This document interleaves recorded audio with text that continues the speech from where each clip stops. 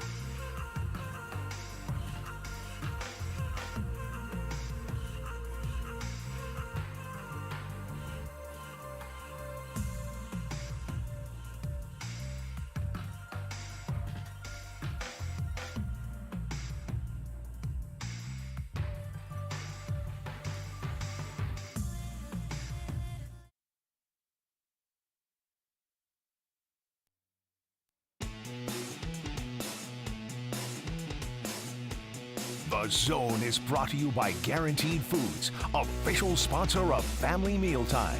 Enjoy healthier food, more free time, free delivery, and better value. Go to GuaranteedFoods.com.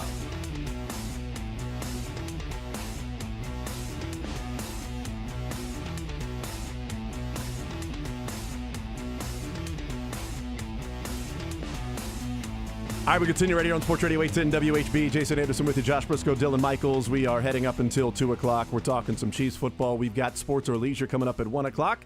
Oh, there's some Denver Bronco questions in there, certainly, with the Chiefs. Some NFL stuff, too, throwing some Major League Baseball playoffs and things like that. But, yeah, and some more Taylor questions. So, yeah, we got some more of those. I will retire my Viking history category, What? just so everyone It's knows. history? The Vikings history question is now history. Okay. We had a couple of brave souls who took that on last week. We did. I'll switch it up this week. There you go. You even gave a multiple choice on that one. I did. Good for you. I bet Kent Swanson knows when the Viking age began. Now, these are all questions that are going to be about just Broncos. Yeah. Just the actual car or the animal. The car would be pretty fun. Hey guys, I've got one good trivia question. It's kind of sports related and also kind of murder related, allegedly. No, it was definitely murder related. That's It was absolutely murder related. It's just a matter of who was alleged to have done that. It was 100% about murder. That's a good point. Kent Swanson, KC Sports Network, KCSN.substack.com, the KC Laboratory Podcast joins us here in the Zone. Kent, what's up, man? How are you, sir? 793 AD Let's was go! when the Viking Age began, per Google. You didn't have to admit that, Kent. You could have just played it off. I could have given you credit for your Mid-American Nazarene education. That's phenomenal. What a pull. I don't think MNU was giving us much insight on the Vikings, if I remember correctly. I think your sentence there went on about 3 words too long, man. Oh, stop. It's a fine. It's a fine institution. It's a fine institution of higher learning. Are you kidding me? It's not Northwest Missouri State, but it's a Hey. fine institution of higher learning. Hey, look, Joshua, our boys at MNU have a big game this week against the Baker Wildcats, who I'm proud to say I never lost to in my illustrious career at Mid-American Nazarene. So good luck to the Nears this week. I had a T-shirt that said "We own Baker." I do think we lost to Baker the next time after that, but I do have that shirt somewhere. Well, the ownership occurred during my tenure there. I So appreciate you're it. welcome. We were And then still it was- taking payments for a little while. Yeah, and then it went up for foreclosure when Josh got there. Unfortunately. Hey, I'll tell you, one of the highlights of my collegiate football career was our starting quarterback, his helmet breaking right after a long touchdown run, and I had to go in and throw a 2-point conversion. Nice. Which I did. I hit, and it was a good play. So I was quite proud of that moment, just so you know. Oh, yeah. That's awesome. So now we've got a way like the 2-point conversion for Kent or the first down against Rockhurst. Yes. The 1 catch, 11 yards, diving catch over the middle, taking the hit from the safety, holding onto the football for a first down over the middle. My illustrious football career. The two of you could have combined for Yeah. the greatest play in high school to collegiate sports history. Right, if his 2-point conversion was to me over the middle, getting hit by the safety, diving and holding onto the football, not being afraid. Let's do this, guys. Let's recreate it. Kent can throw it to you. I'll be the safety. Yeah, it's fine. I'm not scared of you. I don't think you should be. Yeah, no, not at all. I'm perfectly fine. Let's do it. You're That gonna was hear my about the footsteps. level of Baker safeties at the time. Let's go. Take that, Baker. Take that, Baker. Yeah. Yeah. Put that in your oven and bake it. I like that. No, I don't. I don't like it at well, all. It you was know. dumb. It's very dumb. I didn't say it wasn't dumb. I said I kind of liked it. I there you like go. dumb That's things. good. That's a Speaking great of, point. Kent, Kent's with Good to us have you. here. He's with the KC Laboratory Podcast, and just in general, KC Sports Network does a great job there. Here's a question I want to know, Kent, and we'll try to answer it throughout the show different times. But just simply, how do the Broncos win tonight?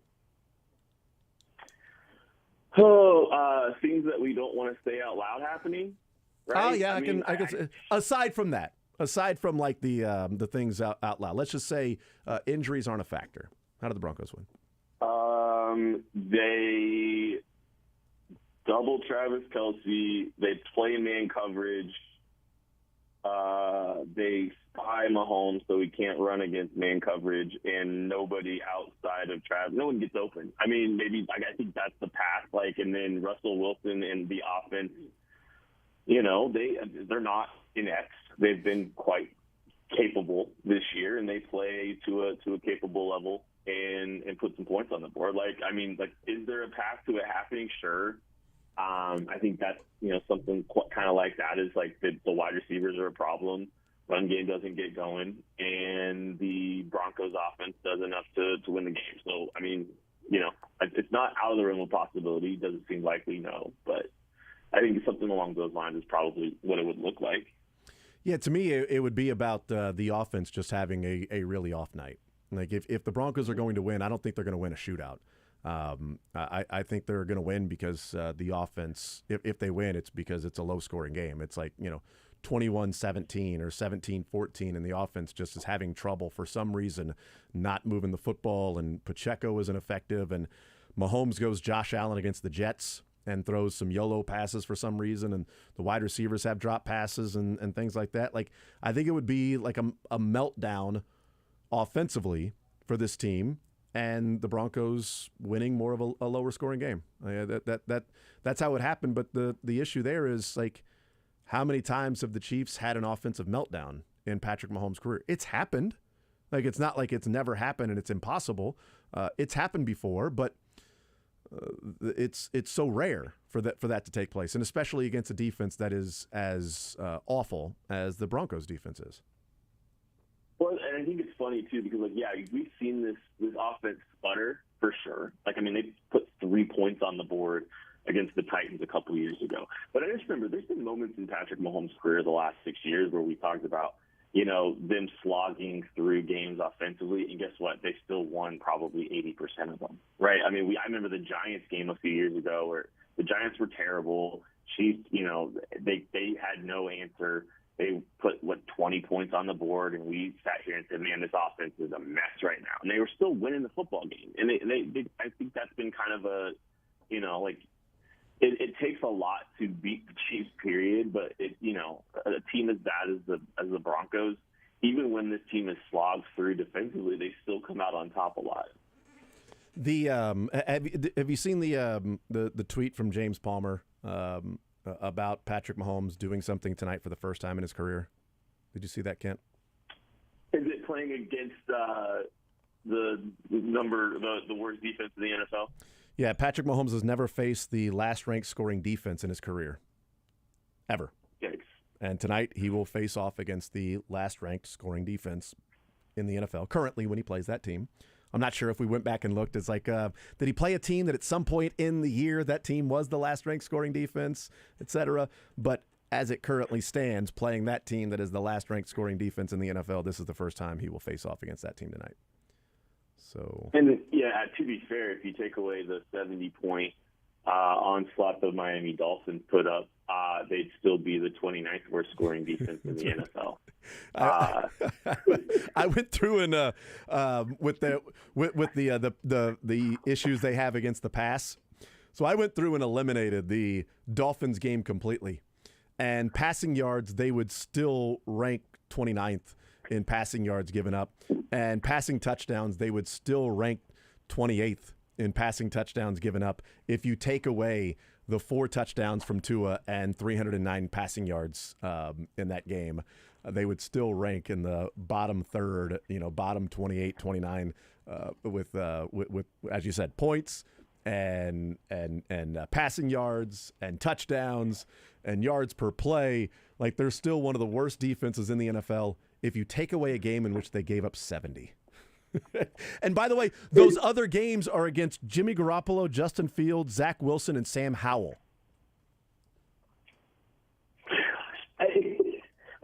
That's a murderer's row, if you ask me. It's so stunning, and I was talking about this on our show last night, but it's just the vibes around Sean Payton's version of the Denver Broncos are so bad. And, it seems like there are some coaches that come in and scapegoat things to try to, I don't know, buy themselves some longer runway as they build this team in their image. But how often does building a team in your image at the detriment of your team really work? And it's like, this team is, they're cutting Randy Gregory to make statements and, all this stuff. But this defense is horrendous. Sean Payton's leadership has turned this thing, a defense, from a strength to historically bad, and one of the worst defenses in NFL history through 5 games. It's just like that doesn't seem to bode well for teams when they try to rip things down to the studs and kind of remove some of the players that actually have helped. And like Ajiro Evero, getting rid of him, boy, that seems to have mattered significantly because this defense is night and day worse than what they were, and the talent's relatively similar to what it's been in the past. So I don't know. The vibes for me with Sean Payton are not particularly strong right now. No. Ken Swanson, KCSN.substack.com, and the KC Laboratory podcast. What are the vibes with Isaiah Pacheco? I know that he was limited against the Vikings. He had a great game a couple of weeks ago. Limited against the Vikings, 16 carries, only 57 yards. So one of the few times in his career that he has averaged, less than 4 yards per carry. But even with that being the case, Kent, even with Pacheco not being all that effective, and again, averaging like 3.7 yards per carry, they still handed him the ball 16 times. Is there something to learn from that for you with this Chiefs team and, maybe the offense and moving forward and trying to be more consistent? Well, 16 carries is interesting, but I think the one of the more interesting things about this is, of the running back carries, he got 80% of them too. Mm-hmm. Like, he is really limited Jerick McKinnon and Clyde Edwards-Helaire's involvement in this offense, and so I think that's kind of something that's worth noting for me too. But yeah, he had a little bit of low production, but what he's done in recent memory, running the football has been really impressive. And I think schematically, some of the stuff that they're leaning on a little bit more, we've talked about, I think we spent a lot of time the last few years talking about, hey, this team should block, they should be running more gap concepts, more man blocking schemes, screw the outside zone, all that stuff, right? Well, it's not a secret anymore that it's in this team's bag. So instead of trying to be reserved with it, they're just being very, they're presenting a lot of variety because the cat's out of the bag. People know that they run this, they run it well, and they run it when they need it the most. But Isaiah Pacheco is the benefactor of that. When he's the guy that can run that stuff better than anybody on this team, he's shown just a hint more patience this year than he has in the past, and that's been huge for him because the explosiveness, the physicality, the effort's all there. If he can just slow down just a tick. And that's, the run game running through Isaiah Pacheco has been quite good this year. And I think, some of the nerd charts would indicate that as well. I'm glad you brought up the patience because I haven't even mentioned this week. Pacheco had a Le'Veon Bell run where he just stopped. He just stopped and stood still and waited and then shot through a hole. I have never seen that from Pacheco because I didn't think his legs were allowed to stop moving. But he had a couple of runs where he was just sort of analyzing and then he hit the hole. And one of those, he legitimately came to a stop and then found the hole and went. That's a whole nother level of sort of patience and the game slowing down for him because he's always been 100 miles an hour. And if he's going to do that, then I'm pretty stoked about, what the run game can be if they keep feeding him. Because that's a next level of the game slowing down and sort of seeing the block set up. He slowed down so much, I thought he felt like the play was going dead. That's right, yeah. It was like, why did he stop? It almost seemed like the play was going dead. But I mean, I think he's definitely matured as a runner, and he's maturing as a football player. The effort and the energy is still going to be there. That physicality. But I think he's made some pretty good decisions. I don't think he's running into the back of defenders as much as he has. There's a maturity arc here, and I mean, there's a reason he's getting the lion's share of all the carries for this team now, and it's well deserved. And I mean, he's the best option and the most explosive player that they have in that backfield. The McKinnon issue, it's not even an issue, but the percentage and the breakdown of the carries and the reps and things like that and the share. Are they keeping Jerick McKinnon fresher for the end of the season? And in case somebody goes down with an injury, whether it be Pacheco or Clyde Edwards-Helaire, and hey, you've got McKinnon there ready to go, or is maybe that burst that we've seen from McKinnon the last couple of years is that maybe gone? He had a play over the weekend where it was a little swing pass to him, and it looked like he had a chance to pick up a first down. He had a guy to beat, and he didn't beat him and got tackled a few yards short. And I'm like, oh, that's not something we've typically seen from him. So are they just keeping him fresh and using him sparingly right now? Or are we seeing what the Chiefs are seeing in them using McKinnon in a way that they feel like best utilizes him because that burst maybe isn't there like it was a couple of years ago, especially late in the season and against the Bills in that divisional game, which he was dynamite? So Jerick McKinnon hasn't played more than 33% of the snaps in any game this season. He did that all but one time in 2022. Wow. So he is just seeing he's seeing a lower number of snaps. I have, when the offseason was going on, I speculated that they should try to put him on ice.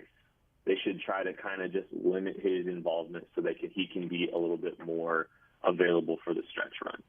And so I've kind of theorized, maybe there, some of this reduced snap count, like to your point, is like let's try to manage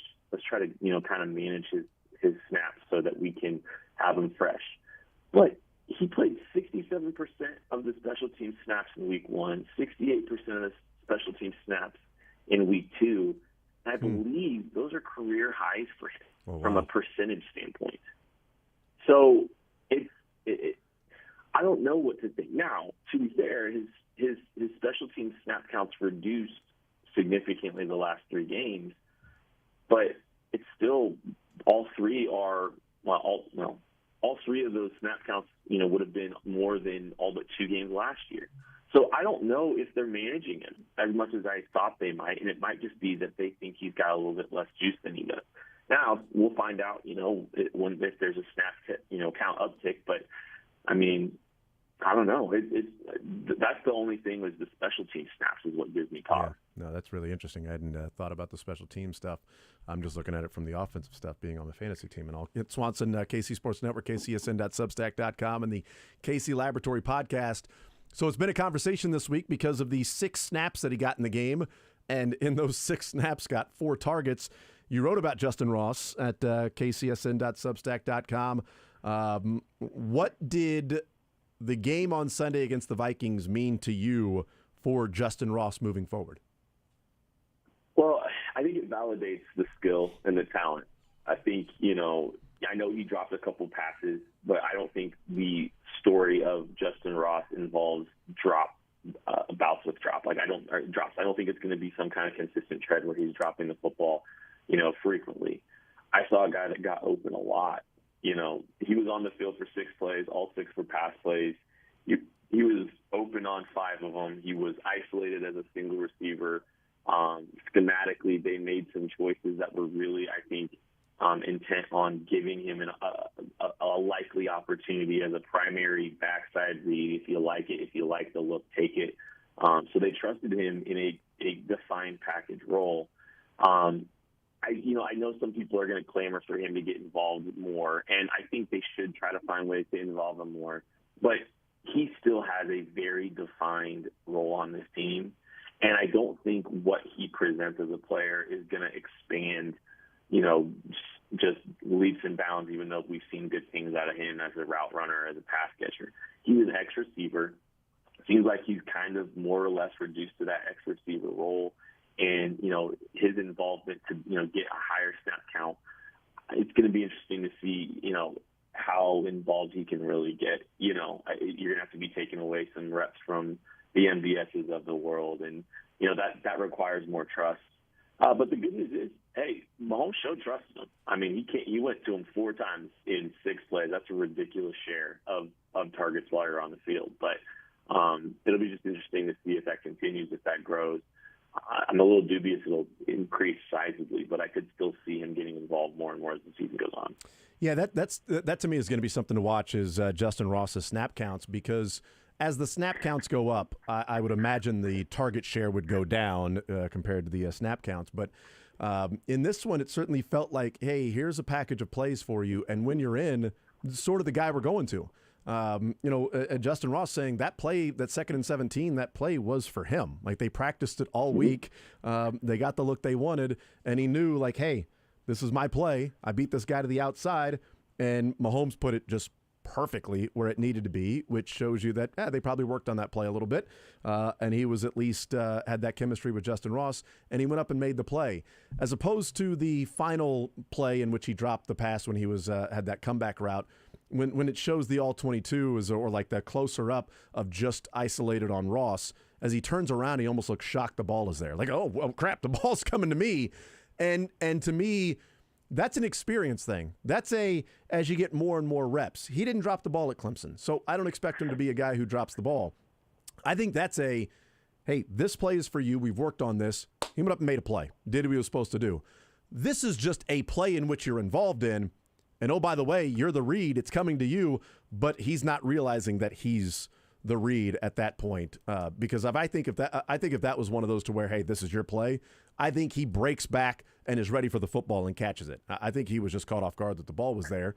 And more experience, I don't expect that to happen, moving forward. Well, that's a tough play, too. I mean, he's running kind of like a corner comeback type route where your initial route is kind of selling a corner and you're working back and kind of finding space in zone. There's a lot of guys around him. There was some traffic and that ball's coming in hot. And, I agree with you. I do think that's a good point, and it's kind of if that's the case, if Mahomes is showing that kind of trust in him, that's another positive indicator. And to be fair, like he proved that he's a capable target, and he proved that, he's a guy that can be trusted earlier in the game with the 2 catches that he brought down. So Mahomes coming to him kind of within progression is a positive sign. Mm-hmm. It has been interesting to see what they've been doing schematically with him. So they've kind of, like some of those more designed looks, and it kind of makes sense that you said he's the primary read. They kind of did the same thing twice with him on 2 of his targets, and I think Matthew Lane, my buddy on the laboratory, he's kind of compared it a little bit to the Jody Fortson role, right? So they've essentially put 4 receivers to one side of the field. But how they get to it is, motioning Kadarius Toney on the swing route. But it's basically a 4-by-1 pass concept, which is basically giving Justin Ross half the field to work. And, he ran a slot fade out of it.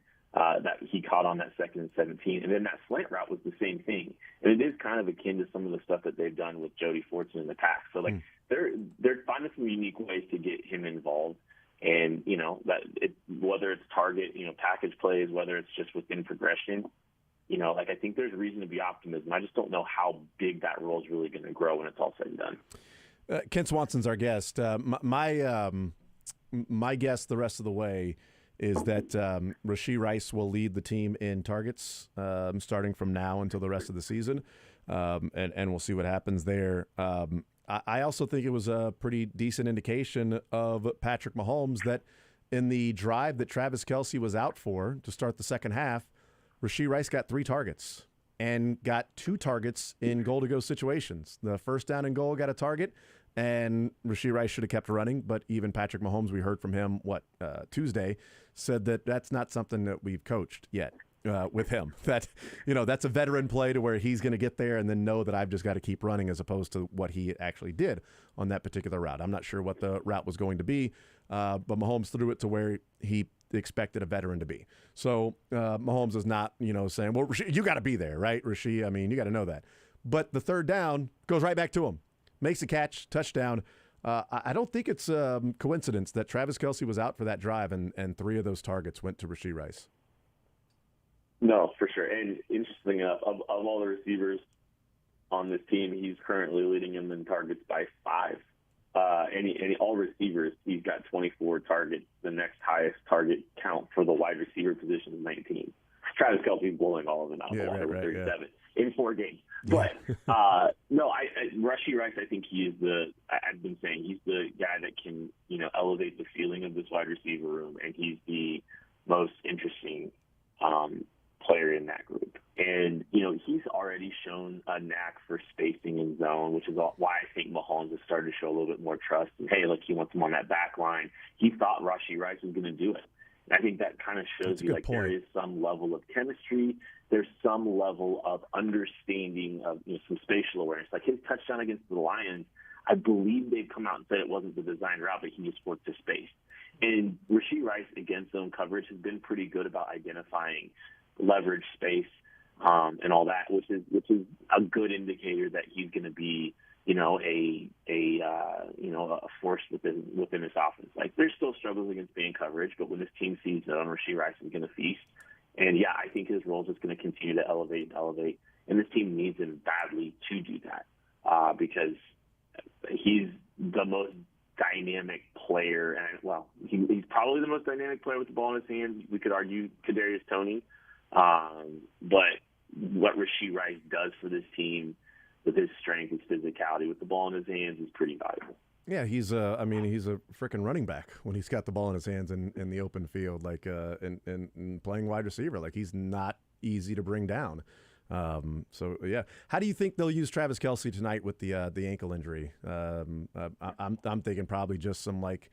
I don't know that it'll be some dramatic routes, maybe more of like some, you know, comebacks or like an over route, or, you know, they've done the throw down the line of scrimmage a couple of times of just, hey, catch the ball and then get upfield. And he's so slippery when he does that too, which is interesting. Do you think it'll be just the regular game plan for Travis Kelce limited, or they do something different with him? Yeah, I think they'll probably put him on a snap count. I mean, there's some load management there, I'm sure. I think, you know, he'll be working a lot of the underneath stuff. The short to intermediate work and option routes. You know, he's only averaging 8.2 yards per catch right now. I think that would be the lowest of his career, if I remember correctly. So, you know, that's kind of been, you know, it's been a little bit of a, you know, different type of, you know, game for Travis Kelce these days. But a lot of the, you know, I think you can kind of find space by working stuff vertically down the field and then letting him kind of work underneath and continuing to be that safety blanket for Mahomes right now. So even if he's not getting, you know, the yards per catch that he historically has, like there's still a ton of value in that presence on the field because, like, I think there's so many plays that I watched against the Lions where I was like, okay, this is where he'd try to find Travis. Yeah. You know, and I think there's moments in some of these games where, you know, it looks a little bit disjointed when he's not on the field. So I think it's going to be him working underneath, working on option routes, you know, just kind of, and him and Mahomes kind of playing that game a little bit. And a lot of stuff working vertically around him. All right, what's the final score? What do you got for tonight? I think it's going to be an ugly football game. It's a Thursday night football game. It's a divisional football game. These teams play in 2 weeks. I'm going to go 27-19 Chiefs win. You're not going to walk away feeling good about it, but you're going to walk away enjoying a Chiefs victory on a Thursday night and getting to enjoy Sunday Ticket or NFL Red Zone. Whatever your preference is on Sunday without any stress. So, it's going to be an ugly football game, I think. I hope I'm wrong. But I do think that the Chiefs will get pretty vanilla at some point to try to manage, you know, their game script for the rest of the divisional games this year. Yeah, no, it's a good point. Kent Swanson, KCSN.substack.com, KC Laboratory Podcast. Kent, appreciate it as always, man. Enjoy the football. We'll talk in a few weeks. All right. Catch you later. Absolutely. There's Kent Swanson, and you know, go MNU. That big Baker matchup. Thank you. It's time to vanquish Baker once and for all. It has nothing to do with the quarterback of the Buccaneers, formerly of the Sooners. It's okay, Lebo. You've got your love for Bake. I really do. I really like Baker Mayfield.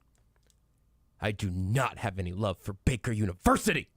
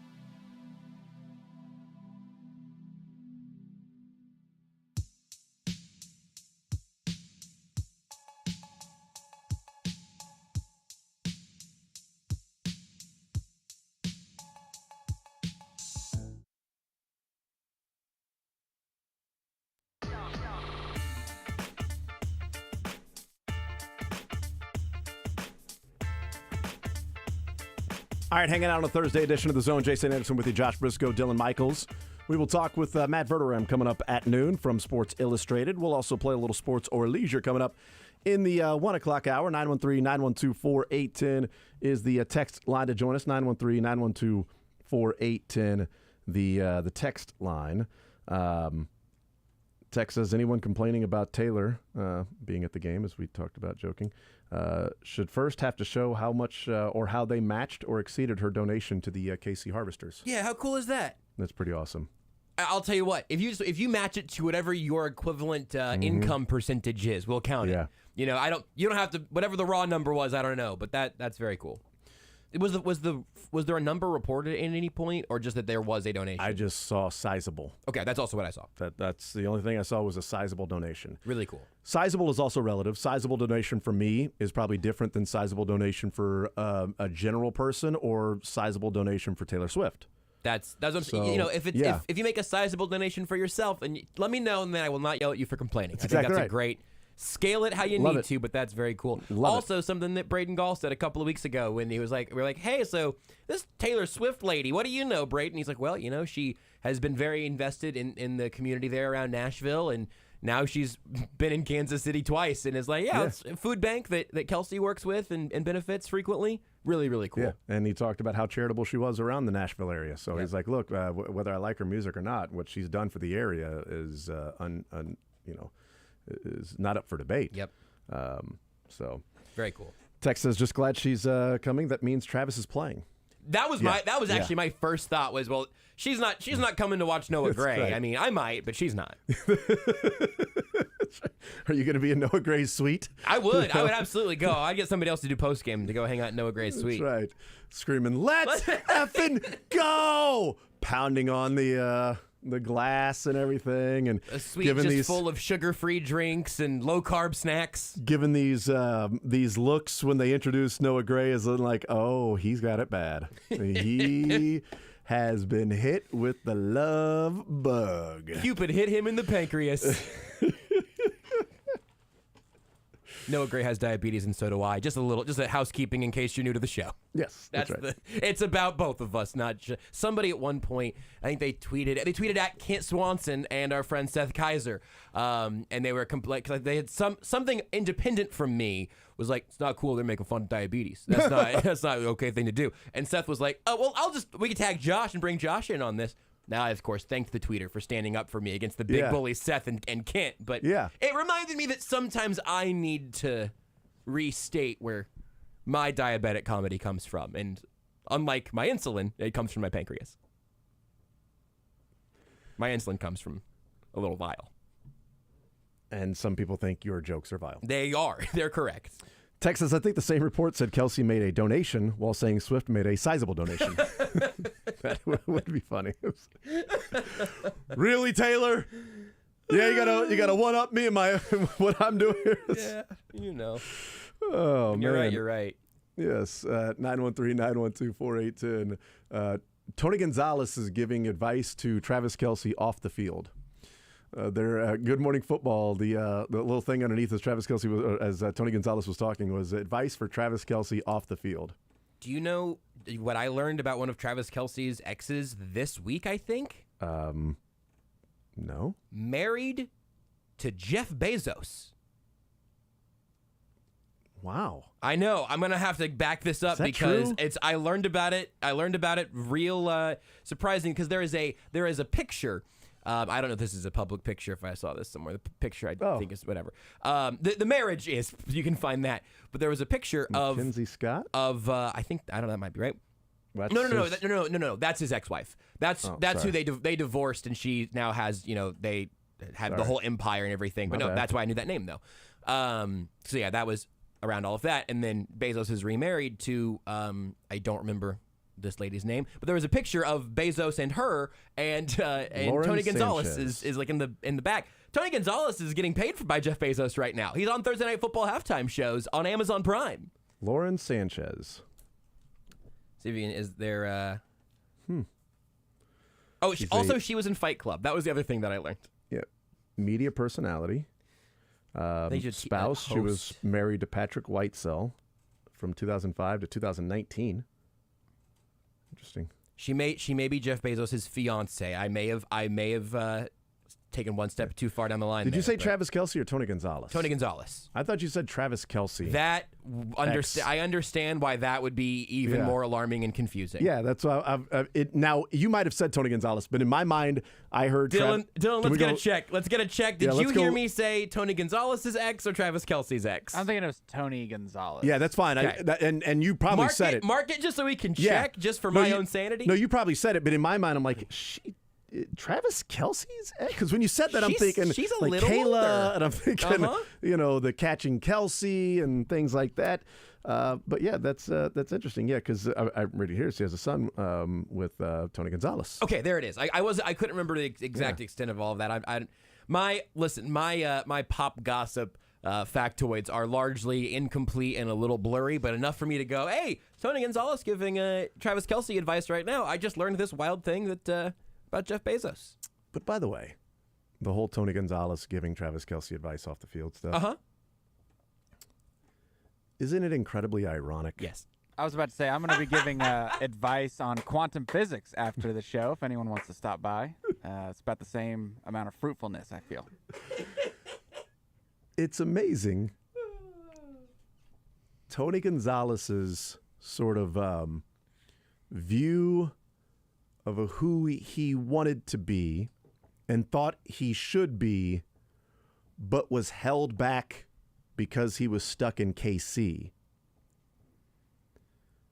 Then watching Travis Kelce in little OKC host Saturday Night Live, date Taylor Swift, be the guy that paparazzi is following, that Tony Gonzalez always viewed himself as, but he wasn't in New York or LA. He was just in Kansas City. So the shine was never going to come for him because of Kansas City. And Kelce is the one going, nah, it wasn't really Kansas City, buddy. It was not Kansas City at all. Now, part of it is social media. Part of it's winning. Yeah, being in Super Bowls. That's absolutely right. Winning social, because Tony Gonzalez is a strikingly handsome man. He sure is. So if they were winning Super Bowls and social media and everything was out, then yeah, he would have been Saturday Night Live and all of that stuff. I think he certainly would have had that same career. But it wasn't Kansas City that was holding him back. Yep, absolutely. It was maybe winning. It might have been the Kansas City Chiefs, the football Right. organization. It was the winning part of it. Yeah. But Kelce is a tight end that has surpassed him, certainly in my mind, on best tight end in Chiefs history and NFL history, while also being a national star and a celebrity and someone who has Hollywood waiting for him when it's all said and done and can do a lot of different things, which was the expected or thought of deserved career path for Tony Gonzalez. The irony in that is great, just as when they're telling Tony Gonzalez to give Travis Kelce advice off the field. Yeah, it really is, because also and look, we don't have the audio up. I don't know what. Oh yes, you said I Kelce. said Kelce. You said no, Dylan Kelce. just held up a whiteboard that Confirmed. says Josh said Kelce. You said Confirmed Kelce. by Lance on the No! phone and Credible Hulk on Twitch. No. I thought I heard Kelce, and I'm like, wow, his ex-girlfriend is now I'm looking at the text now. Damn. Kelce, 100%. He said Kelce. He said Kelce. He said Kelce. Guys, he had said Kelce. I heard it as Kelce. He said Kelce. Dude, you 100% said Kelce. He said Kelce. I think he said Kelce based on everybody else that's hearing it. So the true fact is that Tony Gonzalez Yeah, thank you. has a child with the woman who is now at least engaged to Fiancé. Amazon's own Jeff Bezos. There you that go. was the fun fact that I learned that I apparently misrepresented on the radio today. Yeah, which happens. I do that all the time with the. You've never done that once. No, I'm But thinking. name of- one time you've mixed up a couple of names. Exactly. There you go. You're thinking of somebody, but you're saying another name. But as soon as you Did I say Jeff Bezos? I meant Mark Zuckerberg. That's not true. Zuck is unrelated to this. Damn. Nice job. Texas, I heard Batman. Thank you. So please at least start running some interference. Can someone just text in? He definitely said Tony, just to make me feel better. Text says, I heard Devon. There you go. Thank you. That was a nice callback. Thank you, texters. Well done. I was so excited to share this news that the facts. Sometimes, look, it's more important to be first than to be the most correct. I broke some incredible news to you that was actually non-credible because it wasn't real. That's right. There was real news That's why just adjacent. I was like, wow, how did we not heard? Like Travis Kelce's exes are coming out. Yeah. Like we're seeing them now. I Yeah. mean, one that I didn't even know existed because I didn't know somebody won catching Kelce. Yeah, I also didn't know that. Not to pile on, Josh, but the pseudo associate producer Jerry on the phone line definitely called in and said Kelsey as There you well. go. So that kind of solidifies it, unfortunately. No, I don't. I don't disagree with. I'm not gonna say that the. Although I might hop into the audio file and then go edit it after the fact to make all of this even crazier. But you got to edit it really terribly. Really like, terribly. Well, with Travis Kelce. Yes. Was it Laurel or Yanni? Yeah, that's exactly Basically, right. that kind of Green situation. Needle. No, you said Travis Kelce with Tony Gonzalez. X. Ooh, maybe that's what I'll do. Maybe I'll just also say Tony Gonzalez and then layer them in the audio file so people will just hear what they want to hear. Did you hear Green Needle or is it Monster Slam? or Something. Brainstorm. Yeah. Brainstorm. Monster Slam. I don't know where that came from. I mean, listen, Tony Gonzalez, Travis Kelce, Brainstorm. I heard Monster Slam. Monster I don't know what Slam. you guys are hearing with Brainstorm and Green Needle.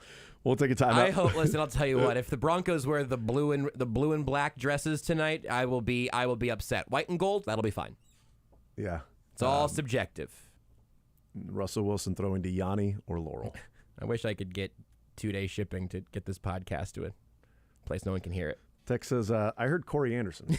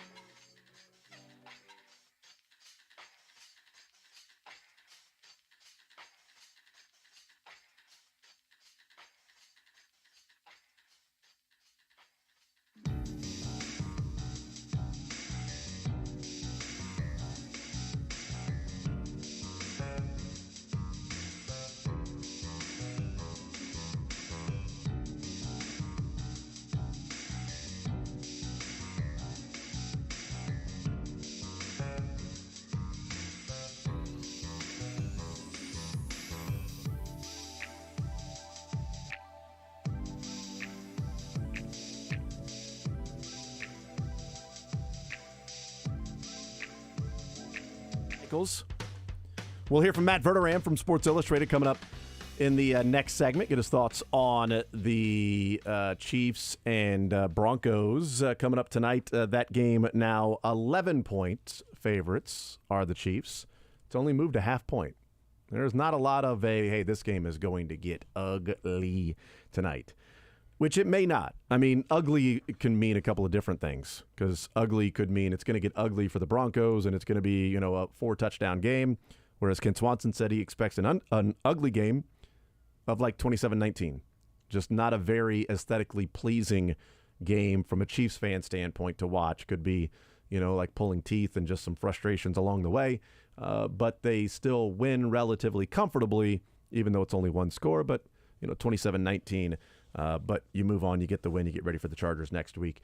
And his point being they may go vanilla in the second half to protect some of the game plan if they're feeling good about some of the plays they've already run. And they've got the Chargers next week, and they've got the Broncos in a couple of weeks. So a quick turnaround there. So how much are they going to unload the bag as they would if this was like the Super Bowl or an AFC Championship game against the Bengals? It's like, no, let's just throwing everything out there. We're not going to hold anything back. If we've got it, we're running it.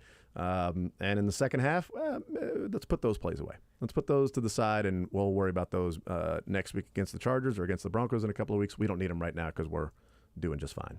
Driving in today, I didn't end up cutting any audio from it because it wasn't in super small sound bites, which will make sense when I tell you who was talking. But I was listening to This Is Football, the new Kevin Clark show on ESPN's podcast network, and he had Mitchell Schwartz on.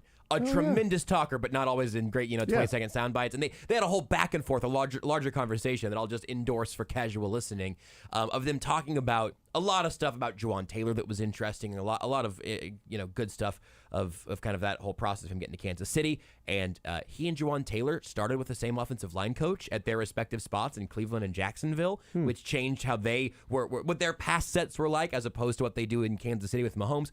All that's really interesting. But the point to what you just mentioned, Kevin asked that question, say, hey, when you're an elite team, like, is there any truth to that? Like, hey, we're holding stuff back in the first 6 weeks because the real season starts later.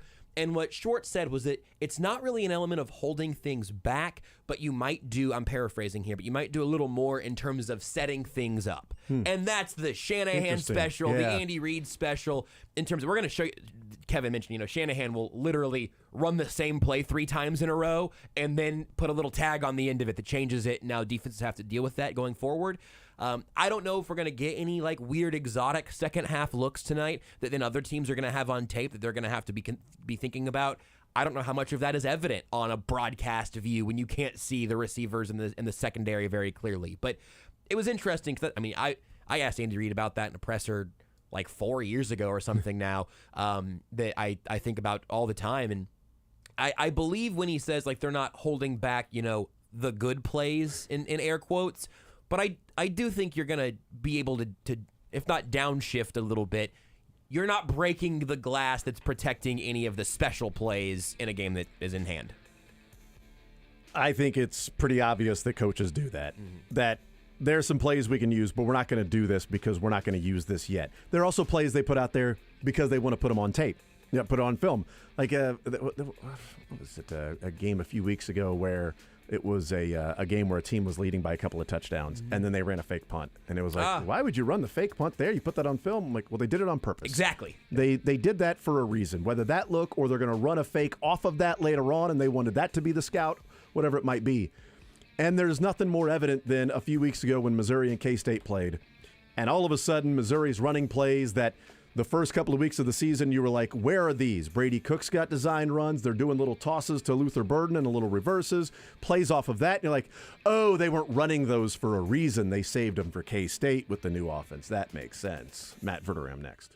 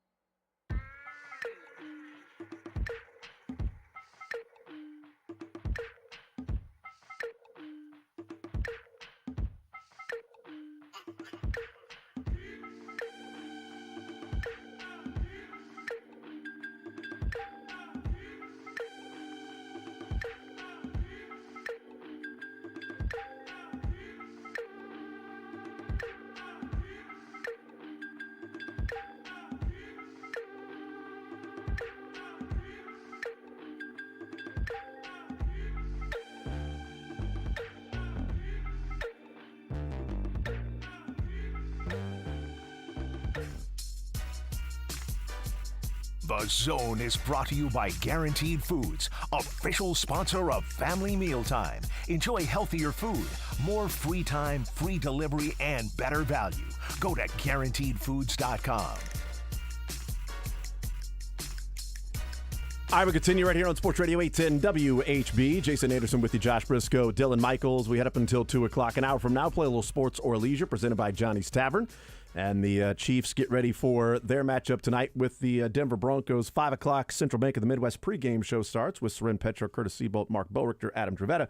And then after the game is over, it's the best postgame coverage. It's right here on Sports Radio 810 WHB with who is hosting tonight? Is it a new guy or are we having a substitute? I'm pretty sure there's an E at the end of this dude. Oh, okay. No, sir, the best postgame show in Kansas City. That's Joshua Brisco. That's me with Dylan Michaels on the other side of the glass. That's him with Covell Hudson producing around the building. It's going to be excellent, and we're going to be sleepy tomorrow morning, Jason, but you're not even going to be able to tell because we're going to be amped. Josh Brisco-y will be on the mic tonight, and Dylan will be spinning the ones and twos. Hey, you know what you can do? You can take the E off my name and add it to the end of Verderam on the show sheet. You know, that's what you could do. Bang! Probably should. How about that? My joke thrown right back in my face as I look at the. Or you could just. Why don't you just do the show sheet then? Okay, what if I just do the show sheet so crappily every day that fine, you do it. If you don't like the show sheet, why don't you just do it yourself? I'll edit it. If you hand me your paper, I'll add it right around the little hash mark there, and you won't even notice. It's going to look like perfect typography. Matt Verderam with an E joins us here from Sports Illustrated in the Zone on Sports Radio 810. Matt, what's up, man? How are you, sir? You're welcome, Jason. Thank you.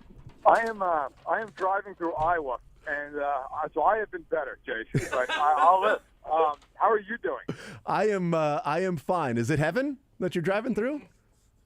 It is the complete opposite of that. Nope, but I am on my way to the Chiefs and the Broncos game. I'm taking my daughter for her first football game. So yes, awesome. That is awesome, man. That is cool. How excited is she?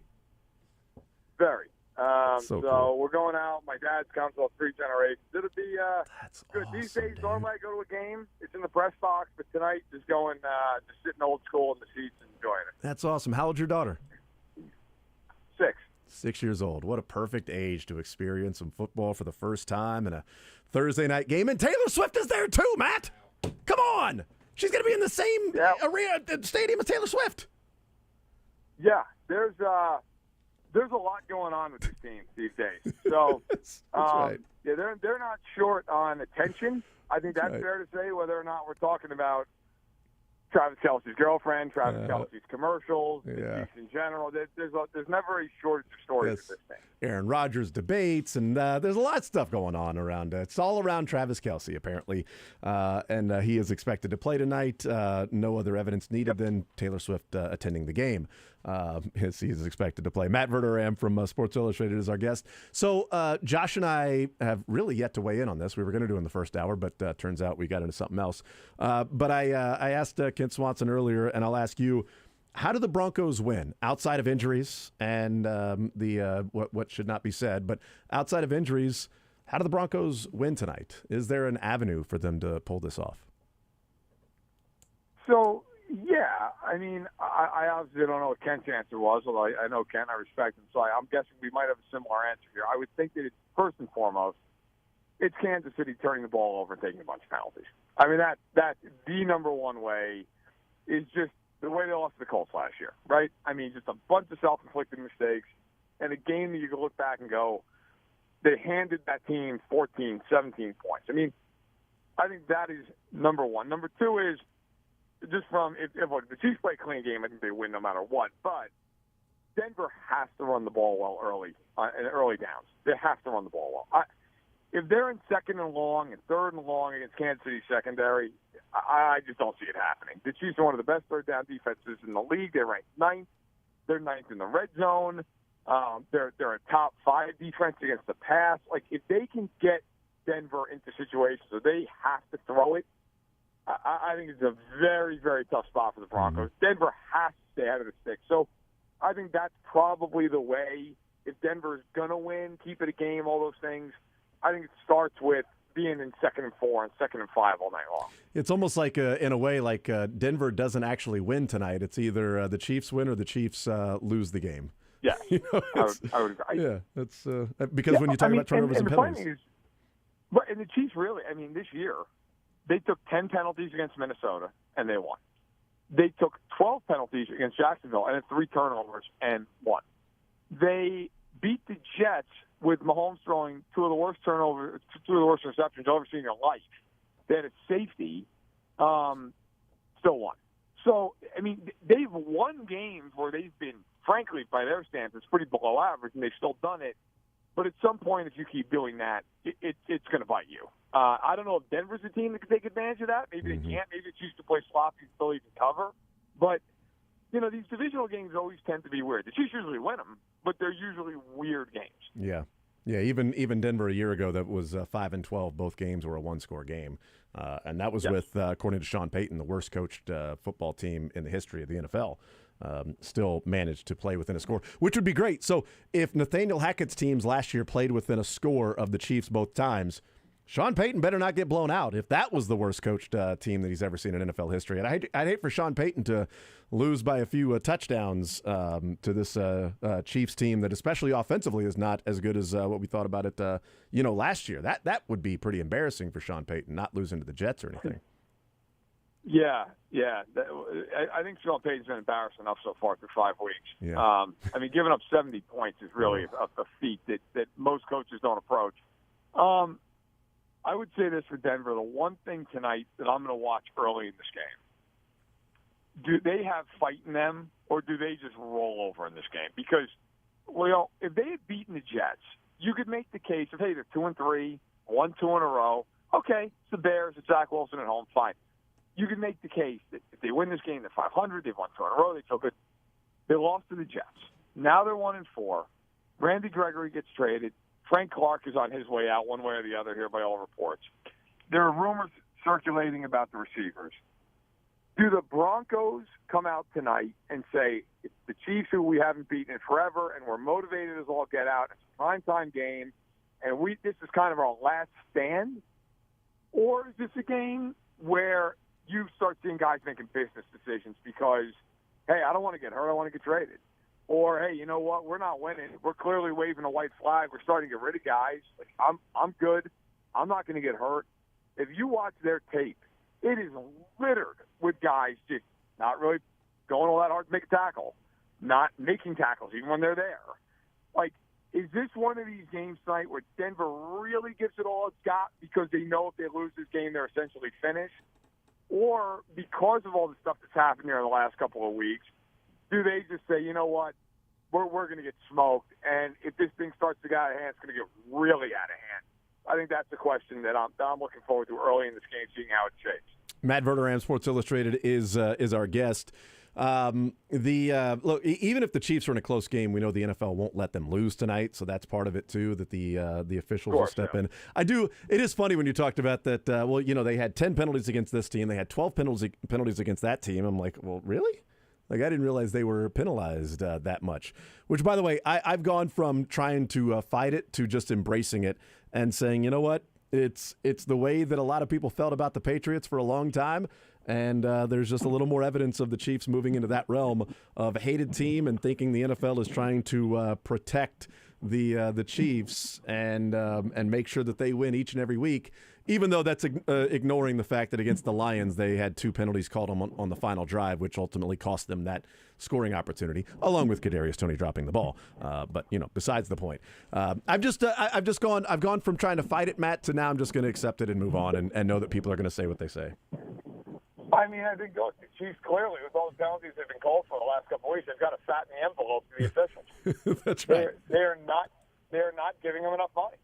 And at some point, the Hunt family's going to have to step up and write a bigger check. Yeah, and they got it now with Taylor Swift showing up. So.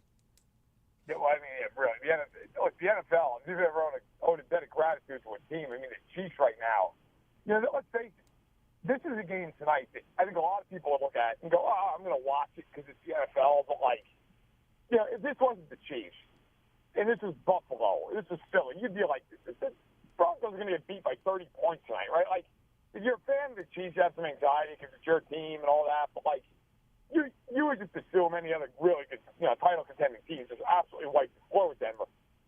But nationally, I think most people just assume, this game's going to be a blowout. But now, because of all the extracurricular stuff going on, it's like, well, yeah, what the hell? I'll tune in because, you know what? Might see another star in the building. Who knows who's going to show up? Is it Blake Lively? Is it Ryan Gosling? Is it Ryan, whoever? Wolverine there? They have become. Who's there? Yeah, they become a rock band at this point. Yeah. I mean, Ted Lasso could be there, right? I mean, come on, Ant-Man could be there. Like they've got some stars that could show up and enjoy the game. Matt Verderame, Sports Illustrated, is our guest. A guy who's not a star yet, but certainly has the potential, at least talent-wise, and we'll see if it ever sort of comes together. Justin Ross had 6 snaps in the game. That was it, just 6 snaps, but he has been a conversation with those 6 snaps, 4 targets, 2 catches, one of them that was really, shows what he can do down the sideline. What do you glean and learn and take away from the usage of Justin Ross, that he did get 6 snaps and 4 targets in that? And do you think that number increases as the season goes along, or that might be sort of that water finding its level for him in just specific package plays?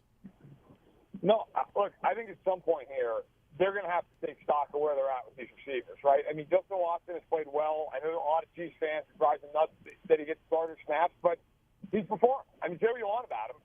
He's performed to a level where he's on pace for 700 yards. I mean, that's a pretty decent turnout for a guy who last year was, a bit player at that. I think, you look at the rest of the team, though, MVS, look, you talk about water finding its level. I think he will improve. He's been a guy you've seen for years now. You know what he's about. But like Sky Moore, if this doesn't get better, they just have to take away a lot of the snaps. I mean, there's no argument for giving Sky Moore 60 snaps a game if he's going to go out there and have 1 or 2 catches. I mean, it's pointless. And so I think you're going to see more Rasheed Rice. I think you're going to see more Justin Ross. The Chiefs have to put their most talented playmakers out there. And I know that they have a hesitancy to do that typically with young guys. But they're not going to have a choice. I mean, it's kind of like last year's defense where you're like, look, they got to play rookies. They have to do it. These are the best players. I think at receiver, we might approach that point fairly soon here. How concerning, and I think the level is certainly rising, but how concerning is the performance or even lack thereof of Sky Moore so far in these first 5 games? I think very concerning in terms of, for him. I think they can scheme around that they can just give more snaps to some of the guys we talked about. But, he's running out of time. At some point here, you can't be a starting receiver for Patrick Mahomes and have 2 of your first 5 games have 0 catches. That's impossible. I mean, that is legitimately almost impossible to do, playing 50, 60 snaps. You have 1 catch, nothing. And if you watch the film, it's not all on him, but there are times he just looks like he's a little lost in the offense. They're not going to wait around forever for this. They're not. They have enough talented guys. Like, they're going to play them. You also wonder at some point, do they make a trade, whether it's for a guy like a Darnell Mooney, whether it's for a guy like, they got Juju Smith-Schuster back from New England if he's healthy enough. Like, I just think the train's leaving the station here. I mean, they're not going to go all year long giving Sky Moore 60 snaps to watch him have 2 catches for 11 yards. And especially if there's a play designed for him and he doesn't know where he's supposed to go. That would be troublesome as well. Do you think the Chiefs may be buyers at the trade deadline in a few weeks? That maybe there is Darnell Mooney, that excites me. And Juju Smith-Schuster, we know that he had the chemistry with Patrick Mahomes last year. And if Sky Moore was supposed to fill that Juju Smith-Schuster role of some of those routes, he ain't doing it with production. We know that. Do you think they'll be looking to add come October 31st or before that? I do. I mean, if you look at Brett Veach's history, they're always aggressive. I mean, years ago, they had that trade for Earl Thomas lined up, and then Earl Thomas broke his leg in Arizona. Yeah. And that was the end of it. But they had that lined up. They went out and got Kadarius Toney last year. That was a move that ended up paying huge dividends in the Super Bowl. And they've done that with other players as well at the deadline. I mean, and guys even haven't worked out. The Kelvin Benjamins of the world. But they didn't work out.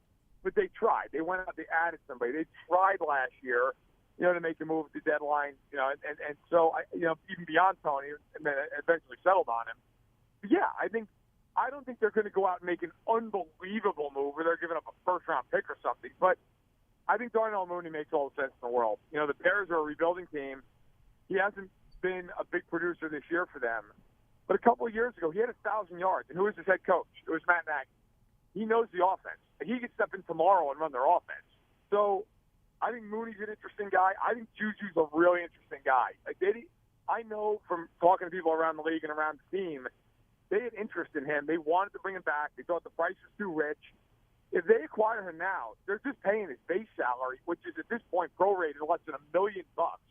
And then next year they have him at like $7 million, and there's no guaranteed money. I mean, the Chiefs, if you wanted to give up a sixth rounder for Juju, you probably could get him.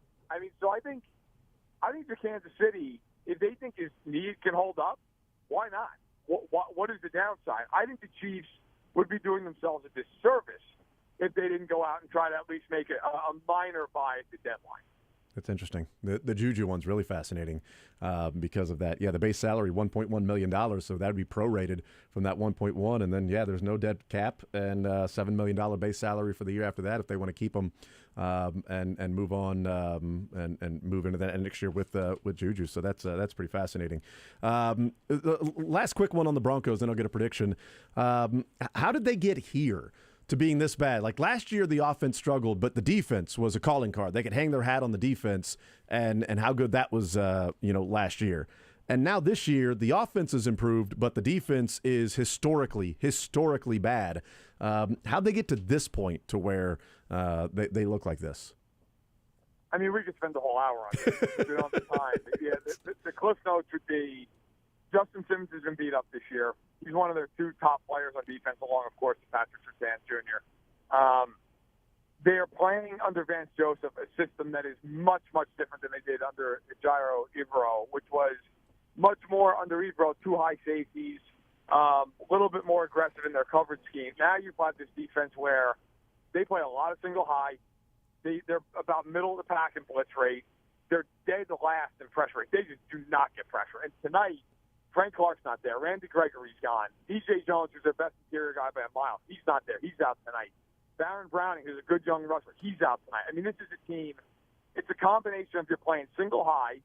Your corners, other than Surtain, are atrocious. They cannot cover.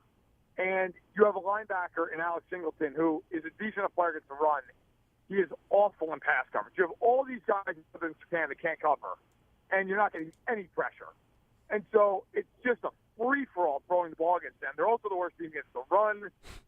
They don't have great guys defending the run on the edge.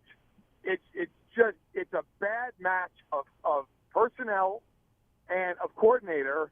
And so you have this team that, look, even if you took the Miami game out, they're still a bottom five defense. I mean, this is like the Miami game skews it so much. I mean, they're awful. If they don't change the way they play tonight, which I don't know how they could. I mean, it's a Thursday night game. They're not going to change everything. It's going to be really tough. I mean, the Chiefs are basically going to do whatever they want to do unless they turn the ball over and stop themselves. They don't have the personnel to play the way Vance Joseph wants to play.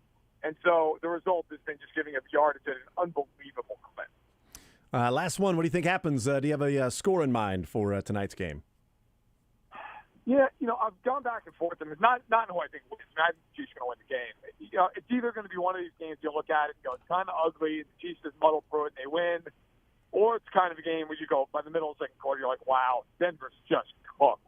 I think it'll be close through a half, and then the Chiefs will pull away. I think it's going to be 34-23, right around the number.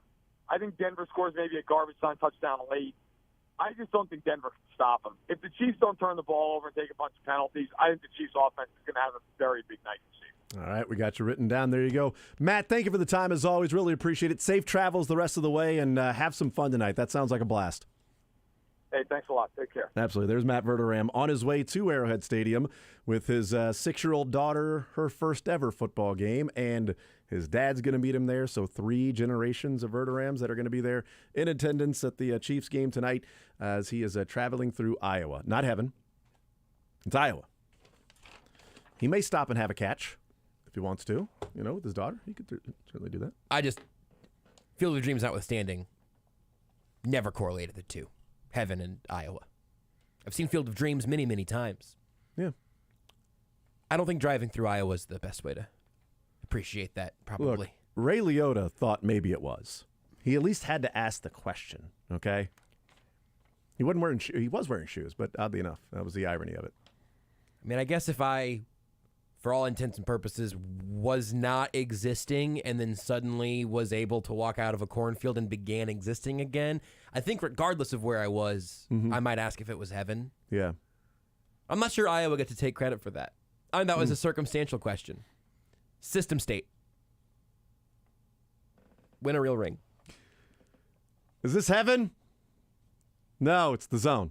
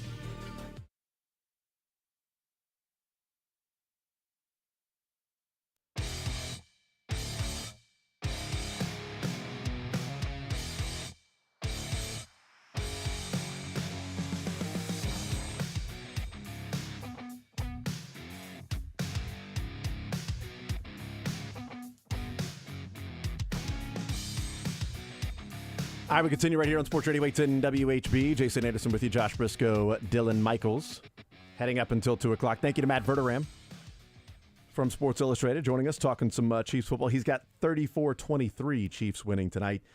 Kent Swanson has 27-19. I have thought today was Friday most of the entire day. Yeah. Even a couple of times getting ready to say, welcome back, Friday edition. You know, when we're talking about a Chiefs game as the last day on the show, we'll be talking about the Chiefs game and then giving predictions eventually. That's typically a Friday.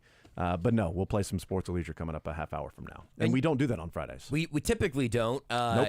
I guess we could if you wanted to. Just maybe we flip Friday. I could make a call to Mick. We can see if we can get him in here. He'd need to be here now, I guess. So he'd be due up in about He's 3 fine. minutes. So. He's fine. I think I generally like the Thursday night game for the reasons that you and Kent were talking about. You know, you get to have the build up, and a Thursday night game. No offense to I don't mean to overshadow high school football. I'm just saying purely NFL wise. Friday night football would be cooler because you would have an extra day to rest, and it would be the last thing going into the weekend. I would enjoy that. But Thursday night, it feels like we're going to have, it almost feels like we're going to have a half day tomorrow. That's really what it feels like. It's like if we can make it to noon, we're going to be good. My son's got a field trip today, and he's off of school tomorrow. Wow. Okay. Where's the field trip to? I don't know if you want to dox your kid's field trip location. You don't have to answer that. Yeah. Iowa, actually. What kind of field trip is it? Is it like animal based? Is it going to some historic location? I don't know. They just said sign the permission slip. So I said, honey, will you sign this permission slip? Yes. Cool. Have fun. They're taking a tour of a industrial factory. Well, you know what? He's going to be gone for 12 hours? Learn a trade, bud. Learn a trade. Are you home in time for the Chiefs game? Better be back in time for the Chiefs game, kid. That's all he cares about. Dad, as long as I'm back in time for the Chiefs game, it's all good. And we have the other TV will have the Phillies and Braves game on, Is he coming in tomorrow with us? He going to hang out? Lebo's obviously not here. We can just hang out in studio. You know what? He might. He's been asking, when do I get to go to work with you again, Dad? Yeah. When do I get to go to work with you again, Daddy? I'm like, never, son. Bring little man to work day. I feel like a Friday after a Chiefs game is a pretty good, weird day of work to just go ahead and have a little man in the mix. Yeah. He can sit in the corner over there when everybody's in studio tomorrow, and we can ask Mick to keep it PG-13. Yeah, Mick, just for once in your life, okay. Has he ever met Matt Derrick? Everyone should have a chance to meet Matt Derrick. He really should. Everyone should have a chance to meet Matt Derrick. Yes, that's right. Text or tweet, actually. Whoa. Not a text, it was a tweet. I need to find the tweet because I wanted to read it because it has to do with a couple of things that we were talking about in terms of... Is it Jerry Judy adjacent? Because that's also alluded to. But. No, I did not see that. But text or tweet from the fella says, Rashee Rice, anytime touchdown and 40 alternate receiving yards. Place that bet. That is, you get it at plus 415. With the Rashee Rice anytime touchdown and the 40 or more alternate receiving yards, because the Rashee Rice receiving yards tonight is just 30.5, which seems low. It seems insane. That's actually one that I went in on just a little bit ago. You can also parlay it with his receptions if you just feel like it's going to be. I'm trying to push back from some of the parlays a little bit. I keep getting bit by them, but Rashee Rice over 2.5 receptions, over 30.5 receiving yards. That gets you out even money. Plus 108 for those two. Oh, really? Yep. Plus 108 with the over on 2.5 receptions parlayed with over 30.5 receiving yards. Would you like to know my most degenerate, ridiculous bet that I have made for tonight? I would actually, you know what? Oddly enough, yes, I do. Anytime touchdown scored by. Hold on. Justin Ross. Not on the board. I looked. No Justin Ross lines available right now. I'll check again closer to game time. Plus 450 anytime touchdown score. Well, if you look, you'll No, I don't have it in front of me because the dynamic odds are up, so I don't even know what the plus 450 would be.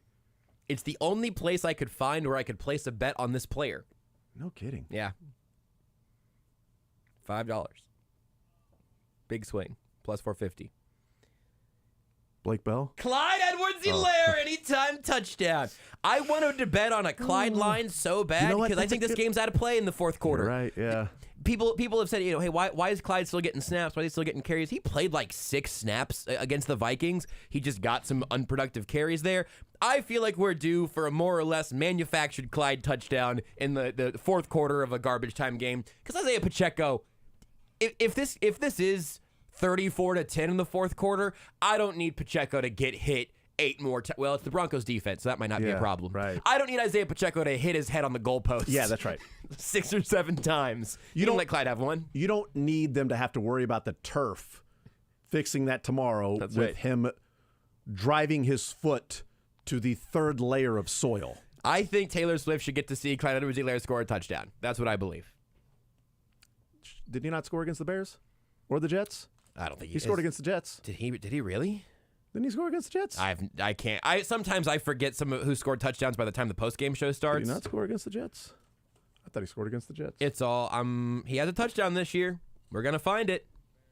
Bears. He scored against the Bears. Blowout game touchdown for Clyde. Hello. That might have been an early one, actually. I don't know. Who knows? It was a blowout early. Yeah. I'm going to find the exact. We cannot take a break until I find the game situation. Well, I know Mahomes' 3rd touchdown was to Travis Kelce to make it 41. I know that for a fact. That too. You're think right. Clyde scored at the beginning of the second quarter. That made it 14-0. Yeah, because didn't McKinnon also get one? Yeah, because they all 3 got one. Well, McKinnon got 2. He got 2, right? But you're right. They all 3 had a touchdown. Yeah, obviously. Okay, because they were saying like after McKinnon got one, then he looked at Clyde and Pacheco and like everybody's getting one, and Clyde's like, I'm getting one today, and he got one. He was right. McKinnon got the first one. Clyde got the second. McKinnon got the third. Pacheco got the fourth. There you go. And then Kelce got the last one. Yep. And it's just a 1-yard goal line rush, basically. Yeah, that's fine. That's the only touchdown he has this year, Pacheco? Are you Clyde, sure? Clyde. Oh, okay. Clyde. All right. That's Clyde's only touchdown this year. No, Okay, because Pacheco levitated over the end zone in Jersey and I think some others also. No, Pacheco's total touchdowns, he's got 2? 3. Yeah, like I said, he's got 3. Last week, Jets and Bears. Yeah. So that he actually has a touchdown each of the last 3. So 3 straight weeks he scored a touchdown. That's not a bad anytime touchdown play there. No, he's I think the second highest odds or second lowest odds behind Kelce. I think whichever way you want to go with that, that's perfectly fine. Second shortest odds. There it is. There you go. How do let's get into it. We were going to talk about this in the first hour. We didn't get to it. I'll try. How did the Broncos win? And injuries can't be part of it. Yeah. Like, the Chiefs bus breaks down but even though they don't have the bus because it's every car breaks down on the way. Oh, the police do not let anybody into the stadium except for the Broncos and apparently James Palmer on NFL Network, who's already there. Really? Yes, he was doing some hits from the field. So, how like a legitimate hey, here's an analysis as to how the Broncos win tonight. The games the Chiefs lose that feel like they shouldn't have lost. Those games are always, Werder M was on the track of this, those games are always about self-inflicted wounds. Always. Sometimes the type of self-inflicted wound is different, but it's always a couple untimely penalties, a couple untimely drops, Patrick Mahomes just sort of checking out and throwing a football that he shouldn't throw or threw lazily or whatever, got greedy. The Broncos offense maybe has a little more of a spark of life. And that's not even totally fair. The Broncos offense has a spark of life this year. It has not turned into very much in terms of a rolling fire. Maybe the Chiefs pass rush can't get home and they play a whole lot of we'll drop and make Russ beat us. Russell Wilson has seen a lot as an NFL quarterback. If there's a spot you absolutely have to give him some respect, it's that, and Spags is going to try, he was doing some fabulous sicko stuff even just against the Vikings with Kirk, who had also seen plenty. Spags made some things difficult on Kirk Cousins, and he still made some great throws, but the defense was there. Hawkinson couldn't bring it in, whatever the play-by-play instance would be. I think it has to be a mix of self-inflicted wounds by the Chiefs, the Broncos offense finally catching a little bit of legit fire, which would mean that the corners take a step back, which I don't really think is going to happen. But I'll say pass rush with the 4 never gets there. Russ makes a couple great throws. Pass catchers make a couple of great plays. And the Chiefs offense has those self-inflicted penalties, turnovers, and it's really close late. Something wacky happens. Harrison Butker misses a go-ahead field goal that would have made it 16 to 13 or something. He misses that. The Broncos get a chance to have the ball last. I think there's a non-offensive touchdown. If the Broncos win, I think there's a non-offensive touchdown, whether that's special teams or if that's, obviously a defensive score, whatever it is. There's a non-offensive touchdown tonight. And then looking at the Indianapolis Colts game last year, because that's sort of the one that you go, okay, That's the one. this is a heavy favorite in this game. The Chiefs were, oddly enough, on the road. They were only 6-point favorites in that one. They're 11-point favorites in this one, so almost twice. But Mahomes wasn't all that good in that game. He threw a touchdown, threw an interception, had a 78 quarterback rating, only 260 yards, and they couldn't rush the football either. They picked up 58 yards on 24 carries in that game, rushing the football. Incredibly inefficient. And Mahomes was inefficient. And the offense just wasn't clicking, and it just didn't have any juice to it. And Matt Ryan was perfectly fine. He had a couple of touchdowns. In fact, he had a 106 quarterback rating. And they were able to, Josh, I know you'll like this one, control the clock a little bit. Yeah. The Colts limit some of the possessions for the Chiefs. And when you're limiting the possessions when they're not playing well anyway, then you start to panic a little bit, and maybe you're not handing off as much and you weren't even effective, but maybe you start just, okay, we're throwing, even though the offense was out of sync. They turned the ball over twice. They had a couple of untimely penalties. That's how it happened. But it's essentially like, how do the Broncos win the game? The Chiefs lose it. Yeah.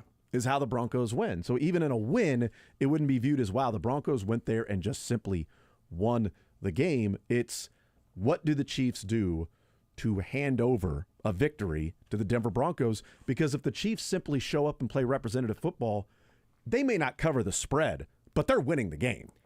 That's the Sky Moore. Was that the third muff for him? Was that the third offense? Darius Harris led that team in tackles in that game. That's crazy. It feels like Darius Harris hasn't been on this team in a bit, and he obviously was last year. But yeah, it has to be that. It has to be, what did the Chiefs do to keep this game close? And also, by the way, Amendola missed an extra point. He missed like a 25-yard field goal in that game. Injuries were a factor. Even we're saying, hey, you can't use injuries, and if that happens, then all the chaos becomes all that much more likely. It would be the Chiefs having to stoop to the Broncos level, but we have plenty of instances of the Chiefs doing that in the past, although this year they haven't really struggled with that too much yet, although that Jets game was weird. It wasn't that they couldn't get anything going, so the Jets made a couple plays. We also see that around the NFL all the time. And that's another part of this that will always have. I joked earlier in the week, like, even now I'm not gonna liquidate my entire bank account to put it all on the Chiefs money line to try to get a little 10% return on my investment or whatever, because the NFL is too weird to ever be that confident. Like, just weird bleep happens all the time. You get your inexplicable lines where the Cardinals beat the Cowboys, who had looked untouchable. That would have been a game. Right. The tanking Cardinals and the untouchable Cowboys would have been a game to put everything on the money line and just take a few free bucks and go buy lunch with it. And then all of a sudden, it's all gone. It doesn't even have to be devastating injuries. It can just be disorienting ones.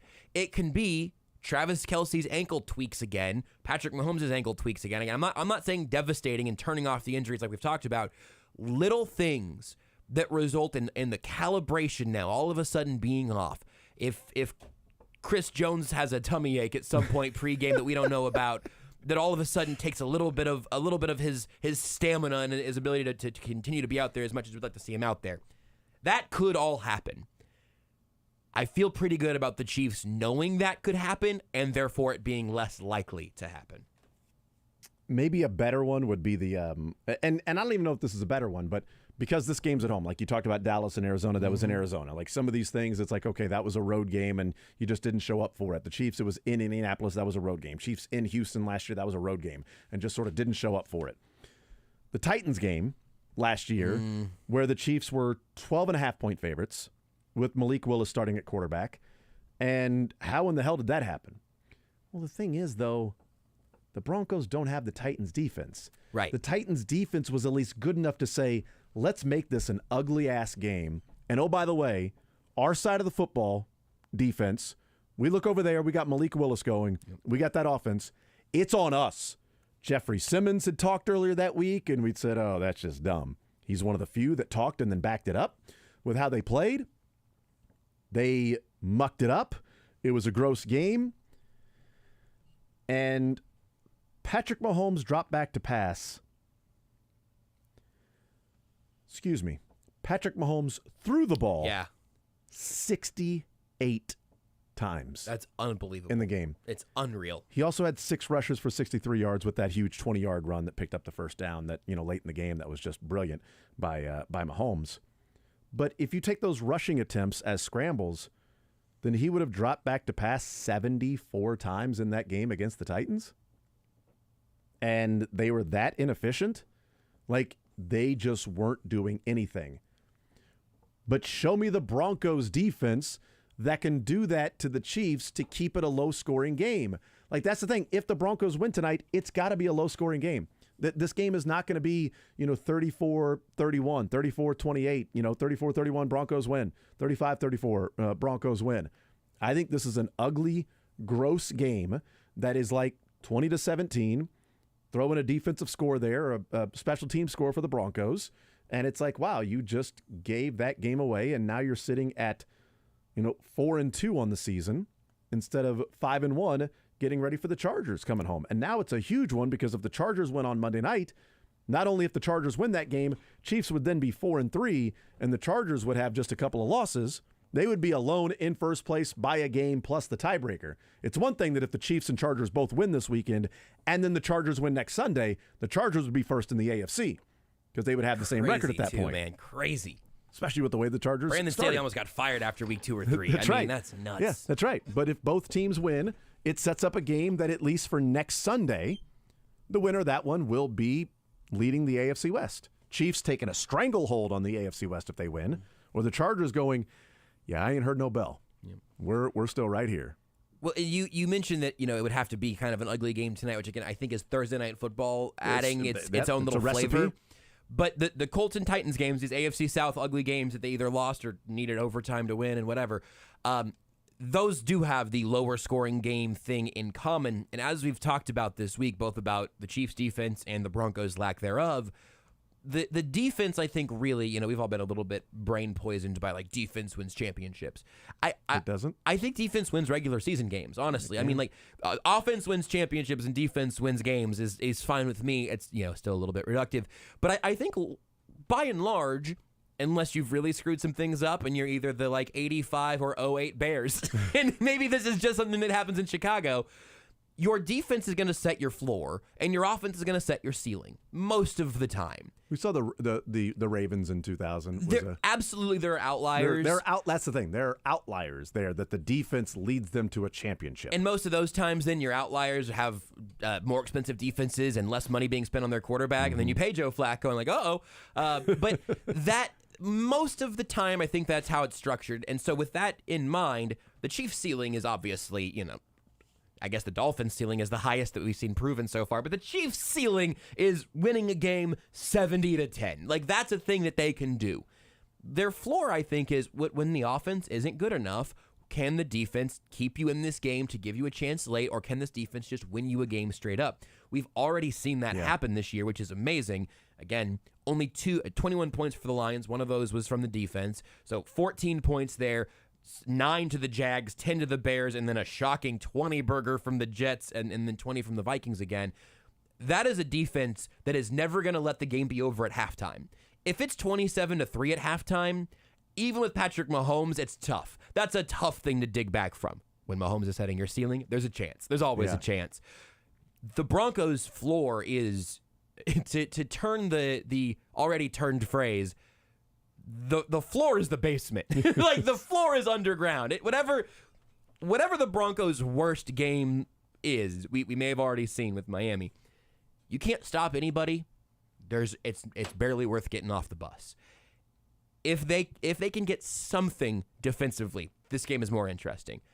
I hope the Chiefs make the Broncos defense look like the Bears defense, where we have to look back and continue to use the asterisk. Oh, man, well, the Chiefs haven't broken 30 points against anyone other than the Bears and Broncos defenses, so I hope they start turning things up soon, even though maybe they combine to put up 90 on the Broncos and Bears combined. I'd be cool with that. I just don't know how the Broncos keep this team from scoring 30. I don't either. That's the biggest thing. I don't know. That's why I'm loving the over in a lot of different They ways. can't.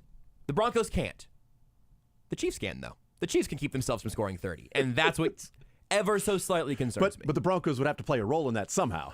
They might just be there. They would I have don't to know. be. They would have to be willing volunteers to be Yeah, a but part of it in that's- some way, shape, or form. That's about it, though. That's we're having a baby, but she's carrying it for 9 months. Like, yeah, the Broncos held the Chiefs to 24 points, but that's because they caught a ball that was thrown straight into the face of a defensive back. You're saying the Broncos are there helping the Chiefs push? I think that's what it is. It's you've got this, hon. And really, maybe it's the Broncos offense that's doing the pushing. The defense is like, yeah, we helped. We were here for a couple minutes of this process. Woohoo! Patrick Mahomes looks over at the defense going, "This is your fault!"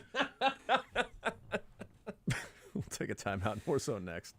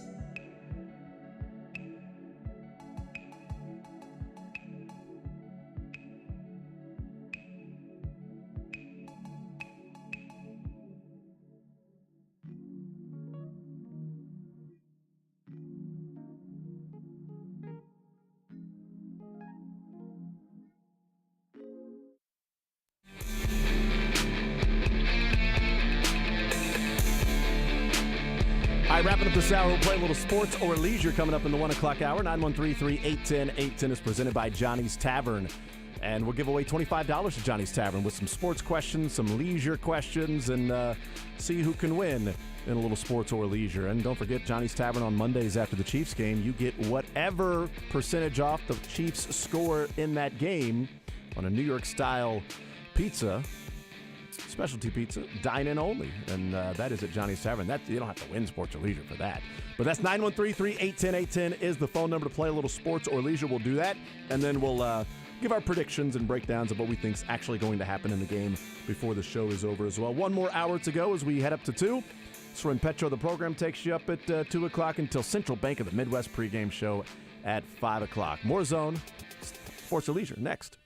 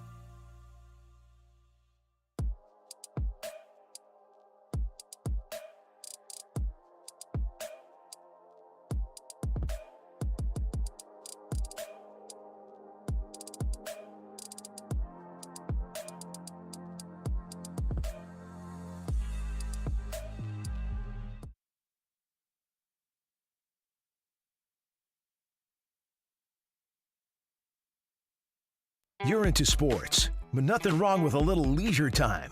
Why not both? You're going to have a heart attack by the time you're 40 if you don't learn to relax. It's time for sports or leisure on The Zone with Jason Anderson.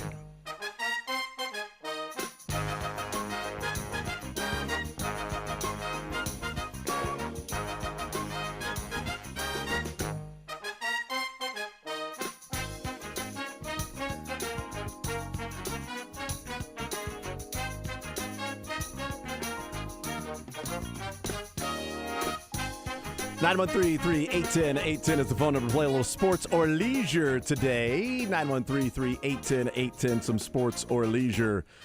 It is The Zone on this Thursday edition of the show, heading up until 2 o'clock. Jason Anderson, Josh Brisco, Dylan Michaels, and it is presented by Johnny's Tavern. $25 at Johnny's Tavern is going to be on the line. If you win some sports or leisure today, you get a sports question, get a leisure question, get them both right. You win, get either of them wrong. You lose, but the question is out there available for someone to call in and request. If you know the answer to it, maybe you've Googled it, I don't know. We give out the answer when somebody answers it correctly, or we have simply run out of time. Now, for scheduling's sake, the final segment today will not be sports or leisure. It'll be us talking about the Chiefs and Broncos game and breaking that down, and a little prediction as well. So a couple of segments here of sports or leisure. Jason Anderson, Josh Brisco, and Dylan Michaels. So, yes, we get ready to play. And I really don't even want to continue with the show.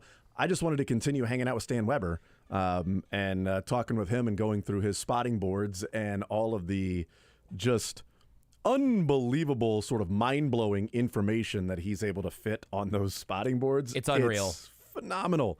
You'll hear Stan Weber tomorrow on the Border Patrol as breaking down the Chiefs game. The first one's on Friday to break down the Chiefs and Broncos game. First one tonight will be this guy sitting right across from me. Hello. It's Josh Briscoe. Although my font size is a little bit larger than Stan's.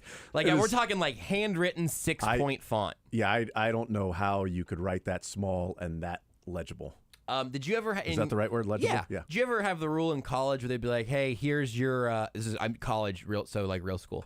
So I'm getting ahead of it here, but it's like, all right, so this test you can bring in a note card with some notes on it, but everything's got to get to that note card. That's what you can bring with you." Yes. That's what Stan's boards look like. He must have been incredible by that rule. It's the a mechanical pencil and a little magnifying glass. It's the debate. It's the debate matchups. Because when you're giving your preliminary thoughts, you can only use later on, right, what you've already presented. Yeah. So that's why they talk so fast, is to get all of the information in there as much as they can, as fast as they can, because only what you say can be used later on.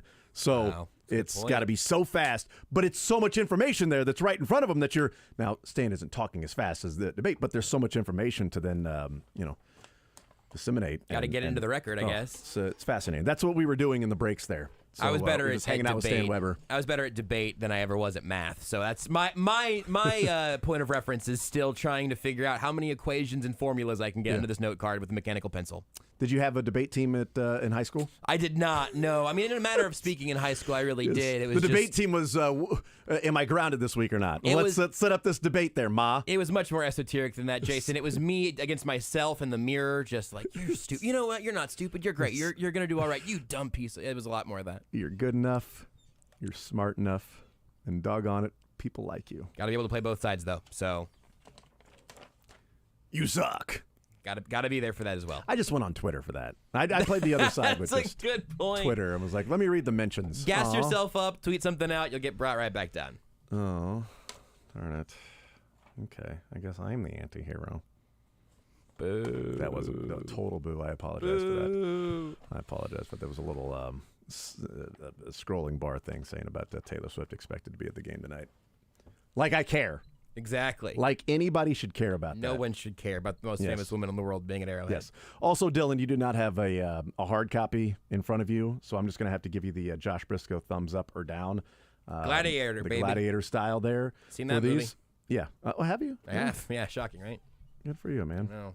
I'd like to keep you guessing. Cool, man. Glad you did. Can't be completely predictable. No, you can't. All right, here are the categories for a little sports or leisure. So I said I was going to retire the Chiefs openers last week, but I decided to keep them one more week. I don't care if somebody Clean out the category. It's just out there. If somebody wants come it, get somebody wants this. it. That's fine.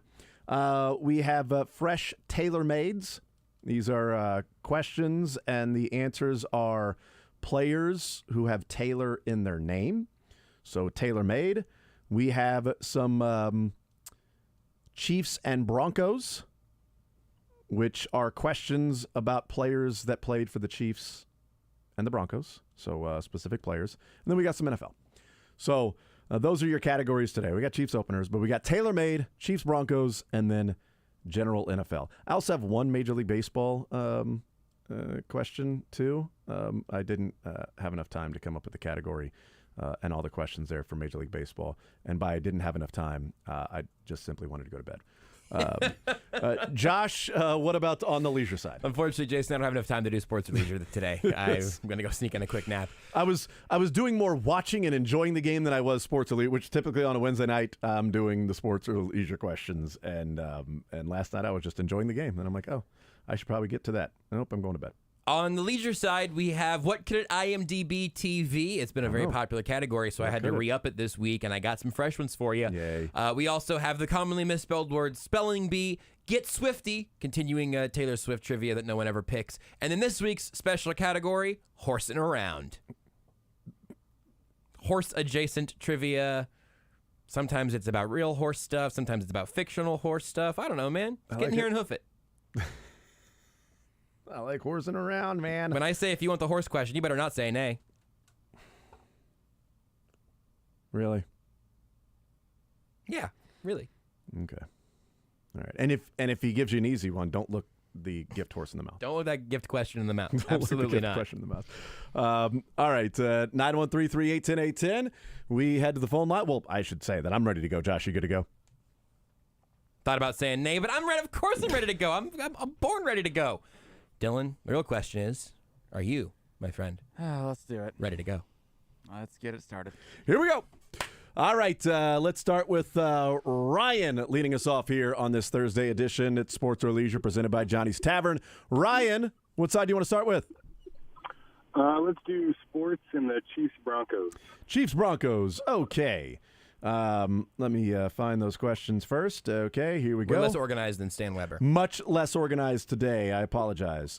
An unlikely Madden cover player.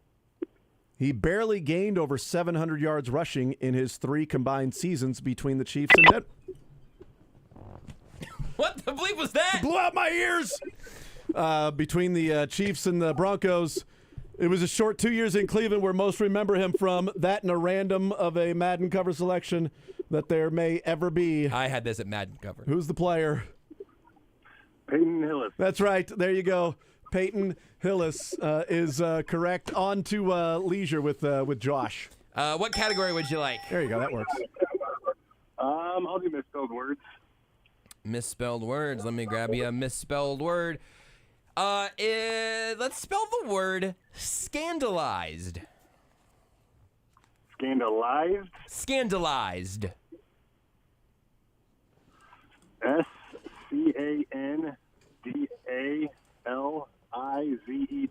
Nice. There we go. Right out of the Absolutely gates. correct. No scandals here. Just in Johnny's Tavern. First in, first on, first winner. There Pick you a go. category. Maybe you get the easy questions. It pays to be early. Rhino will put you on hold. Get your information. Congratulations. Thank you very much. Absolutely. There you go. Winner number 1. Winner, winner. Johnny's Tavern, lunch or dinner. Heading his way. You know, you take that $25 gift card. Head over there on a Monday. Yeah. You dine in after the Chiefs game. And you take that, what should be, I think, 37% off on Monday. That's what I think it'll be, but we'll see. As long as they don't get shut out by the worst scoring defense in the NFL, you're going to have a little extra deal. That's right. Boy, you might be eating free there. Let's go to Avery next up on Sports Radio 810 WHB. Avery, Sports or Leisure, what side do you want to start with? That's my fault, I think. Uh-oh. That's my fault. Well, we are having technical difficulties Dylan, I here. think I put him on the wrong side there. Can you Dylan, put him on hold? Can you fix what Jason just did? There you go. Yep, that was totally my fault. I pressed the wrong button there. Avery, we'll try this again. Avery, hey, what's up, man? How are you? Welcome into the show, Sports or Leisure, guy. Hello. We hear you now. Yeah, I was just talking to myself in my car for a little bit. I was like, hello? I do that every single drive to work. Do that constantly. Every drive to work. I practice my intro. I don't do that, actually. I just dread having to see Josh. What could it IMDb? What could it IMDb? What could it? 500 years in the future, a renegade crew aboard a small spacecraft tries to survive as they travel the unknown parts of the galaxy and evade warring factions as well as authority agents out to get them. Is that Firefly? Wow, it is Firefly. Kidding me? I thought that was. I had a whole extra hint to I don't say even know what famously there's Firefly only one is. season. Cult classic. A cult classic. One season only. No, we're Nathan doing- Fillion. We're doing Broncos, not Colts. That's. Wow. That one's. You know what, Jason? What? That one's pretty good. Thank you. I appreciate that. Avery, onto the sports side, sir. What category are you thinking? I'll do Chiefs Broncos. All right, Chiefs Broncos. All right. Here we go. Drafted by the Chiefs in the 90s.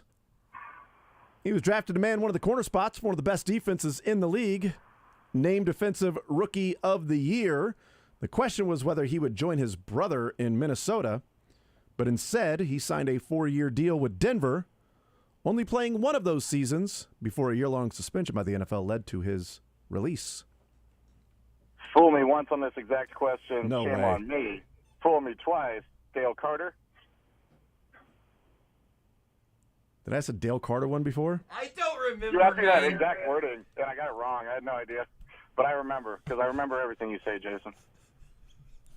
Well, I rewrote these. These were new last night. Was it brother Jake Reed? Because you think it would be Chris Carter, but it was Jake Reed, his right? brother is Jake Reed. Yeah, that's right. So he was named Defensive Rookie of the Year.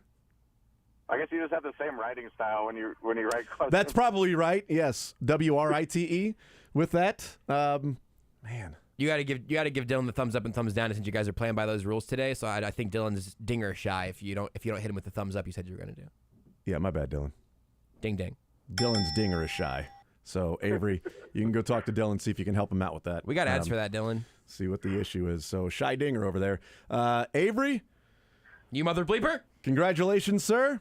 I will write things differently moving forward.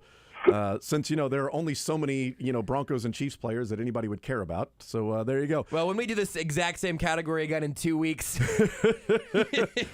Drafted by the Chiefs between the decade of the 80s and 2000s.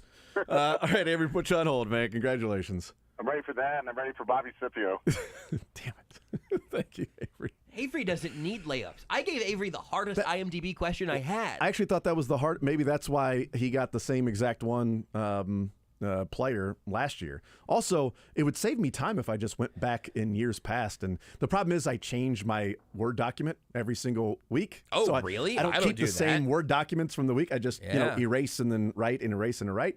So maybe it would be smart if I saved them, because then it might save me time with coming up with players and then questions and then writing apparently some of the same facts about players. So I've got St. Patrick's Day questions from one time that I was supposed to be in and to fill in for Corey. The bottom of my Google Doc. Kidding. Yeah.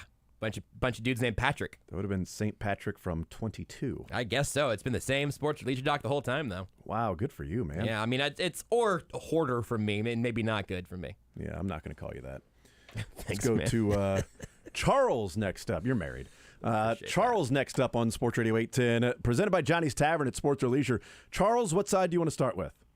Before I choose, I just wanted to see if anybody remembers when the last time Avery got a question wrong.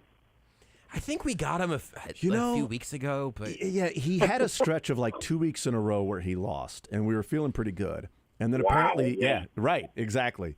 And it probably doesn't help if you ask him the same question you did, but also the fact that it was a year ago that question would have been asked. I mean, it's not like they played the Broncos in June, so Let's yeah. go with It's a great question, horsing Charles. around. Ooh, let's start horsing around. What's the common unit of measurement for measuring the height of a horse? I know. Hey, I know too. Yeah. Hand. Ding ding. Yes.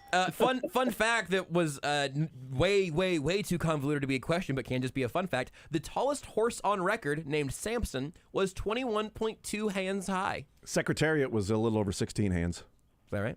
Mm-hmm. Yeah, it was. It sounds like something that you knew as a fact that I'm learning. That's why your answer's fast. Are you questioning me? Absolutely not. Look it up, Josh. I believe you. I just didn't know. Hold on. Did I say Travis Kelce or Secretary? I was really surprised that you were so confident, but I never doubted it for a second. Yes. Let's try some tailor-made. All right, tailor-made. Here we go. This is weird. I just Googled it, and it said Secretariat didn't have hands. How many hoofs high was he, okay? 6.2 hands high. 16. I was about to 16. say that he was not 6.2 hands. 16.2 hands. Secretary was not 6.2 hands. I don't know why I can't talk today, but it certainly bodes well for the post-game show that'll go till 2 a.m. The smallest horse in history was also the greatest horse. I do have information on that, actually. Yeah. I'll go pull that up for later. I found it during my horse research earlier. Awesome. All right, let's go with the... You know what? Let's have some fun here. You know you're special when you only need to go by your initials. He can also go by GOAT, G-O-A-T, at his position at getting after QB. Oh, boy. Run it by me again, please. So you know you're special when you only need to go by your initials, and people know who you are. He could also go by GOAT at his position at getting after a QB. Getting after a QB? Mm-hmm. I was just using different letters instead of using like the Tailor-made. G-O-A-T and QB, and his initials are what he's kind of just known as his initials, you know. Say that one more time, I'm sorry. You're good. You know you're special when you only need to go by your initials. He could go by GOAT as his position after getting after a QB. Or quarterback. The QB isn't a hint, except for the fact that it helps with, the position he played. I'm blank as heck. Can I get a hint? He played football. You're gonna kick yourself. That's not a hint. That's no initials. Ooh, like, I have. We talking like 2000 and between then and now? No. But it's Taylor. Taylor. Oh, Lawrence Taylor. There you go. Yeah, all right, well I almost done. told you to break a leg. Oh, really? You were gonna say that? That to was him? the hint that I had. That's ridiculous. My hint I was gonna give you was, hold on, I got to do the quick calculation here. So hold on.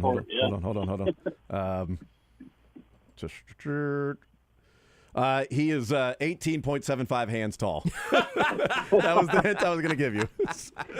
18 3/4 hands tall is this player in the NFL. That would be Lawrence Taylor. You got there. Thank Well God. done. Too, Lawrence Taylor was taller than the Secretariat. LT for the win. There you go. All right, Charles, we'll put you on hold. Get your information. Congratulations. Super duper Donnie's Tavern dinner time. There we go. Yes, sir. Yes, we just need to start doing measurements in hands now, because hands are about 4 inches. Yep. It's not even about. I think it's exactly 4 I think, inches. yes. I don't think. At least that's the calculation I just did for Lawrence Taylor. So if that's wrong, then he is not 18 3/4 hands tall. No, I think you're right. I decided to not include that fun fact in trivia either, but I can't say about Thumbelina, who was born in May 2001, lived 17 years, the dwarf miniature horse, the smallest horse on record. She stood 17 inches tall, which would be about 4 hands. Four hands and a pinky. Mm-hmm. Yeah. Was it? Hold on. Which way do the hands go? That's just waving. Well, yeah, I was Hand trying going that both way would be waving. directions, but- Yeah. Why don't you measure 4 inches? What do you think? You can do that. I don't. 913-381-0810. to Let's make go this joke for a to while. Paul. Next up on Sports Radio 810 WHB. Paul, sports or leisure? What side do you want to start with? So Chiefs and Broncos. Chiefs and Broncos. Okay. Let's see if I can word one exactly like I did last year, apparently. I don't even know if I asked any of these last year. So, you know what? This one is fun. Constantly viewed as the missing piece for the Chiefs' defense in the early 2000s. He actually didn't join the Chiefs until mid-2000s, 2006 or so, but he was already 32 years old. You'd probably know him more for his time with the Patriots, even though he did start every single game for the Chiefs when he played, including the wild card game to Indianapolis. He did end his career playing 7 games in Denver.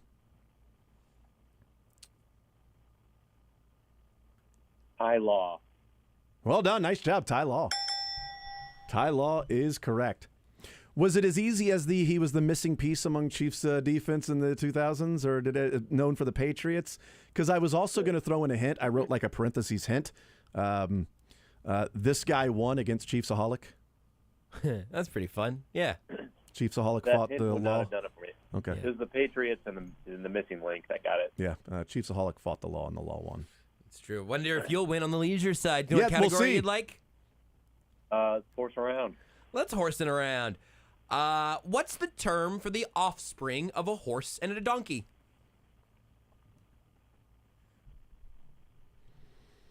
So a horse and a donkey. What do a horse and a donkey make? I actually don't know. Really? I think I would have gotten this if I Really? would have had to have guessed, but I can't know for sure because So, I got a couple ideas. you can talk through them unofficially if you need to. I don't know. I'm not gonna unblinking, unhinting right now. Oh, I see. Yeah, I haven't been to Moscow. That's why I didn't know. Jason can't All help right, so giving. with that, I'll go with mule. An incredible poll for you. Thank you so much for Yeah. snatching that one out of thin air. Absolutely. What are the odds? Really fantastic. Was it the Moscow one that gave it away? It could have been that. It could have been, we had a whole drug mule thing we could have gone down. But Oh, that's right, you yeah. just knew it on its own. I appreciate that. Absolutely. Paul will put you on hold and get your information. Congratulations, sir. Thank you. Absolutely. I don't know. Is that an obvious one that you say Moscow? It's going to be mule. Well, I don't know. if you've got mule somewhere in there, You're you may be thinking like thinking it's of an some animal. other things. It's a Moscow but- turtle. Exactly. It would be. I'll tell you Moscow what. muskrat. If if a horse and a donkey made a muskrat, I would want to read just sort of that like National Geographic retelling. I'd be very curious. The mule, we more or less know how that works, I think. If the greatest horse in history was only 6 hands tall, I'd want to read about that in National point. Geographic. It's a great point. As well. I mean, Secretary was 24 inches tall. I don't believe you. Don't think that's true. Listen, He's only 2 feet tall. it's the Just, fact that Jeff Bezos. yeah. It's the fact that Jeff Bezos is dating Secretariat's ex that Yeah. I think is the biggest deal. Well, at least Secretariat could hit at the little K. So thankful for that. Thumbelina definitely could. Yeah, that's true. That's right. So could Vampirina. She's a smaller individual. We'll take a timeout. We'll come back. We'll continue rolling, playing a little Sports or Leisure presented by Johnny's Tavern. One more segment in Sports or Leisure. The final segment, we'll get back into Chiefs and Broncos and give a little prediction because everybody has been waiting with bated breath for that. More Zone next.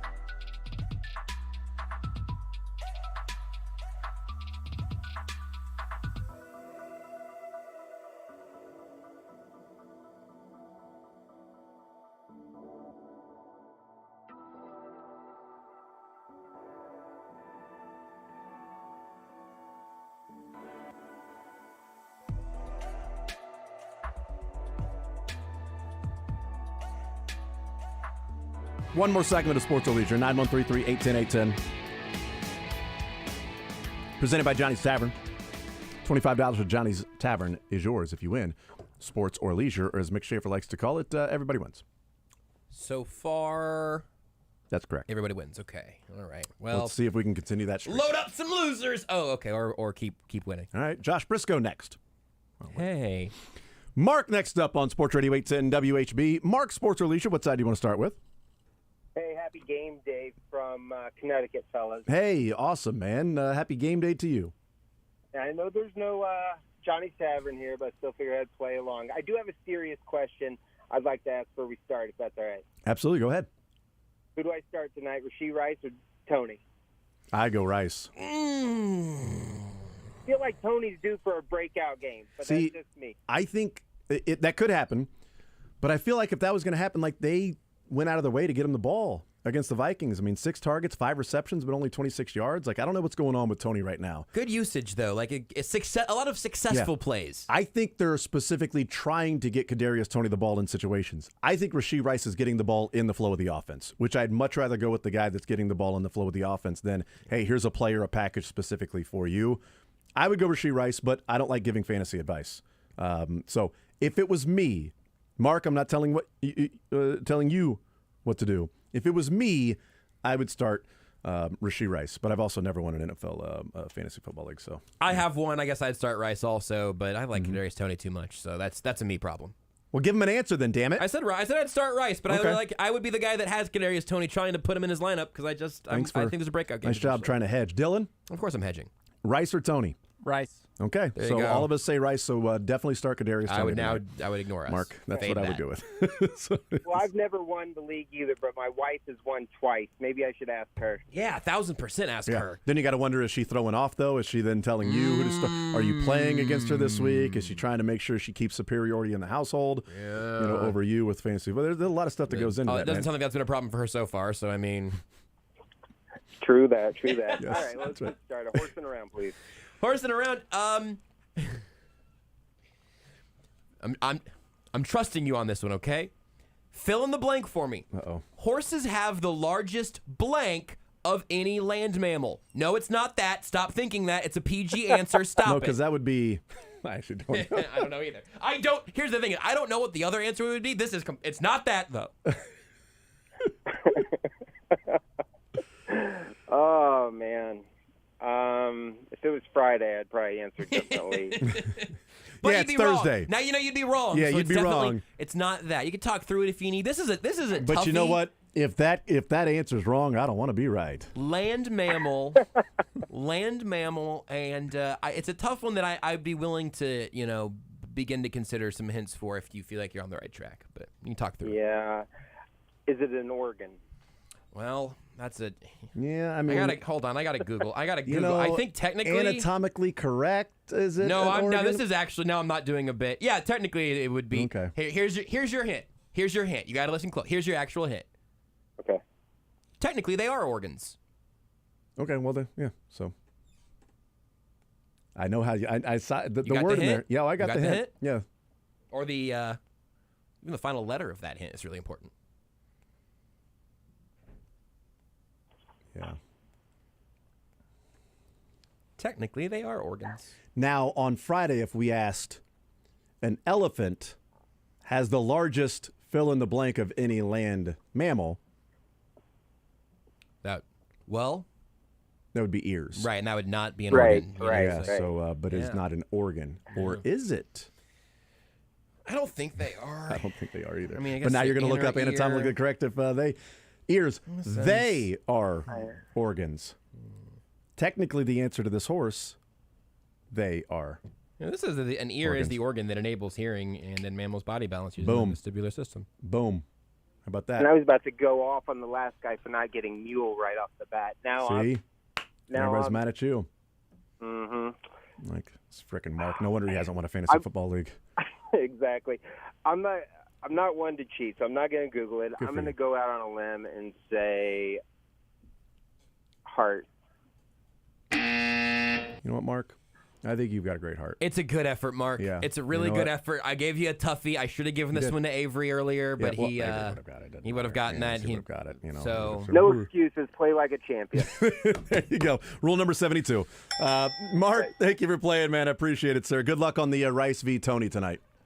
Thanks. Absolutely. Hopefully, you know what? And hopefully they both have like 150 yards and a touchdown. And therefore, I guess at that point, he would have started them both. Yeah. But at least it wouldn't have been wrong. That's the best fantasy football decision is when you're not wrong either way. You're like, it would have been fine either way. Because then you don't feel bad about it for the next 5 years. Shane next up on Sports Radio 810 WHB. Shane, sports or leisure, what side do you want to start with? Hi, guys. Can I start with sports, please? Yes, the categories are Chiefs openers. We have a few of those. Tailor-made, Chiefs and Broncos, or NFL. And also, I've got a playoff question, too. Major League Baseball. So, I think I'll try Chiefs and Broncos. Chiefs and Broncos, okay. His introduction to the NFL was a rough night, sitting in the green room with his girlfriend during the draft as he slid down the board. He had a pretty forgettable time in KC.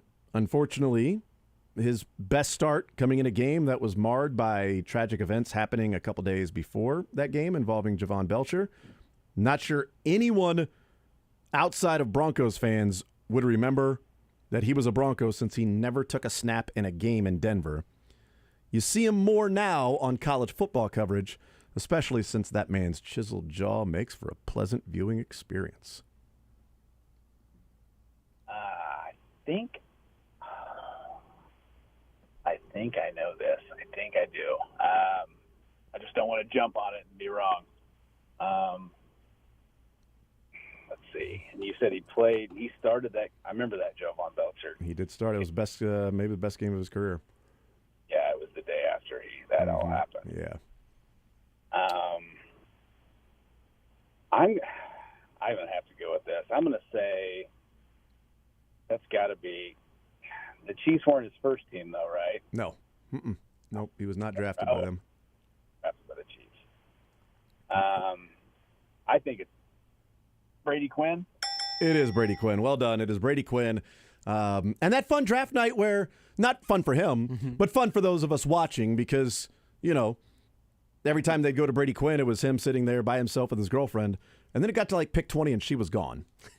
And it was like, did she leave with Jamarcus Russell? Because like he went first, and he's getting like $50 million, and Brady Quinn is losing millions of dollars each and every one down the line. But it was odd that they eventually went back to him, and he was by himself. She was gone. Maybe she just went to the restroom real quick, or she was like, I don't want people. We look unhappy right now, okay? I don't want to be here anymore. I don't look sad on TV anymore. I don't want to be here. On to Leisure with Josh. What category would you like? We've got that Swiftie category, right? We sure do, man. I haven't even opened the tab for it yet today. Tab it up. In honor of my wife's love for that artist, we're going to have to do that. Yes. Okay. I honestly, it's been here, but I haven't actually, I finally, after last week, went, who's going to have me, who's going to even ask for this? But I'm going to give you one that you lyrically, I believe in you. In what song does Taylor Swift sing, "We're happy, free, confused, and lonely at the same time"? I'm hoping this leads to you singing it out loud, because eventually you'll get to the chorus and you'll learn the name of the song. I mean, no clue. Hopefully, Shane, you're around your wife right now. I think being on Sports or Leisure could be miserable and magical. Oh yeah, still out. Yeah. If you're completely lost, I'll give you the multiple choice, but I was hoping you would just have it ready to go. Here's your multiple choice options. I did not pick these multiple choice options. So there's one of these that's where I got it. Everything Has Changed, 22, White Horse, Highway Don't Care. Yeah, I don't know any of them. So. What, really? Yeah. Okay. Maybe I've heard of it. I know that was really good the last one, so I don't think it's that. And then I was kind of had it narrowed down to a couple, and it's one of the other ones. So, thank you, Josh, for multiple choice, and I'm hoping I'm guessing right. Is it 22? I don't know about you, but you're going the Johnnies, Hey. too. Look at that. Jeez Louise. Hello. Good work. 22. 22. I don't know about you, but I'm feeling 22. You've heard that song. Maybe. I have to imagine, right? I mean, I don't know. Not very often.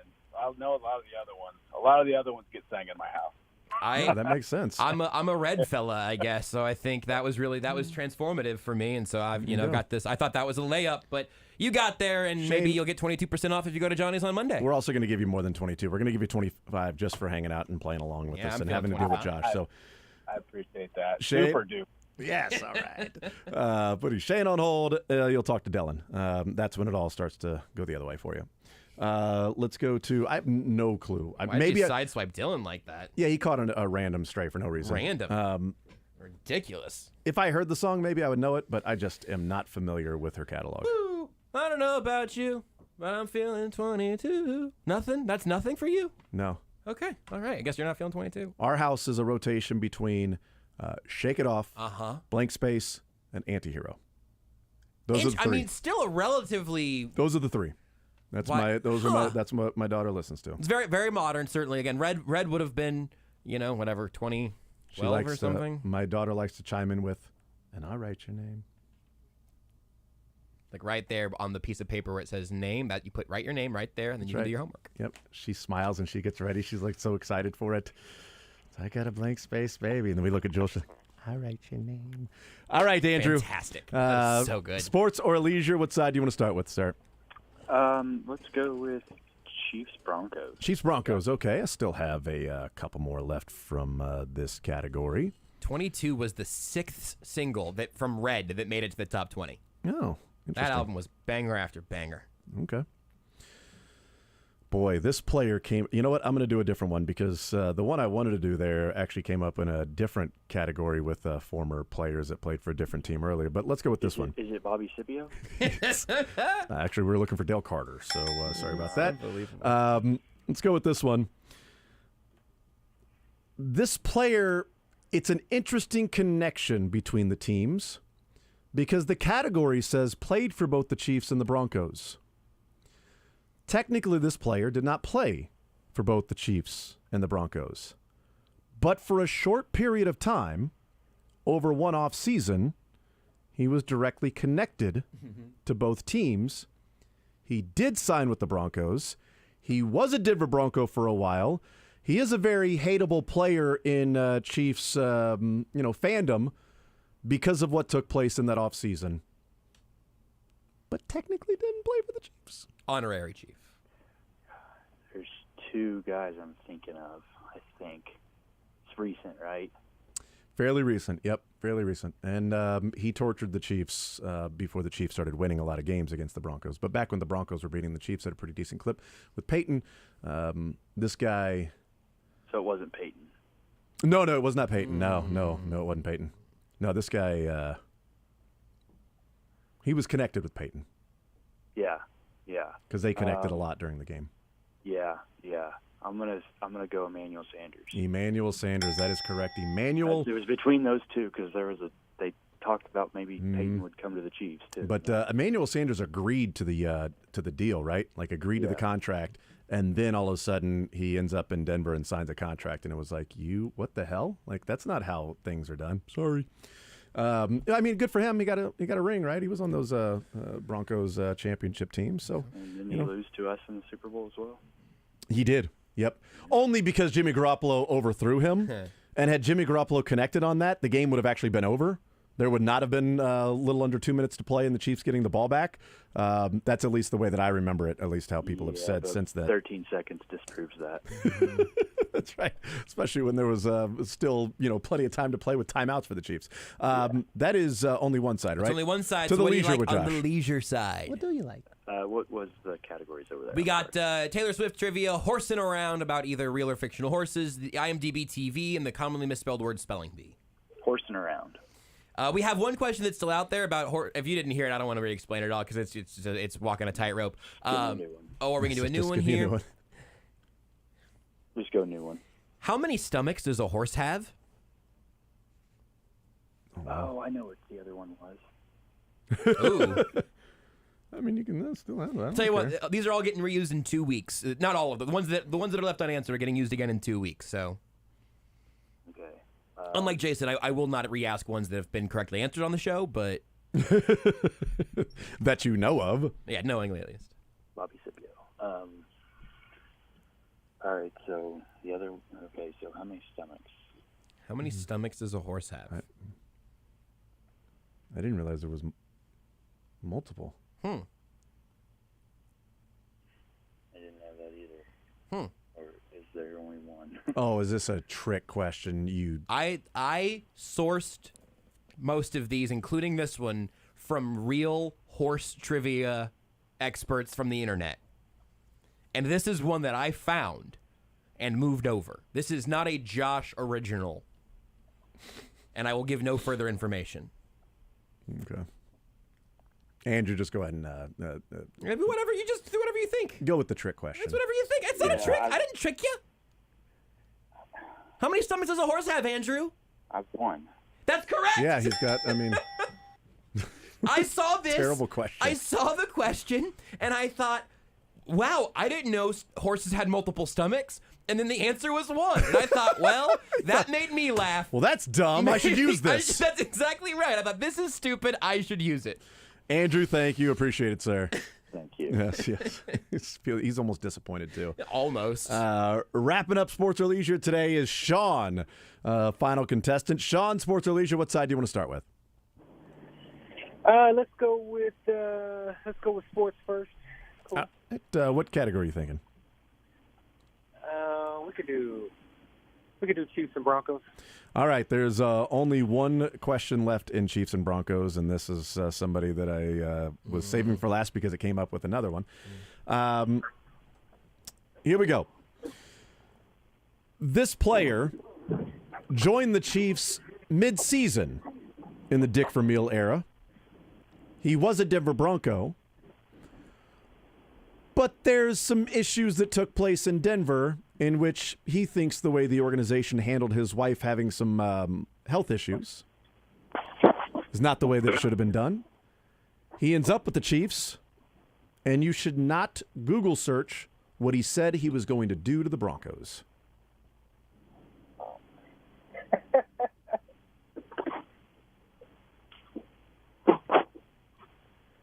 Oh, man. Dick Vermeil.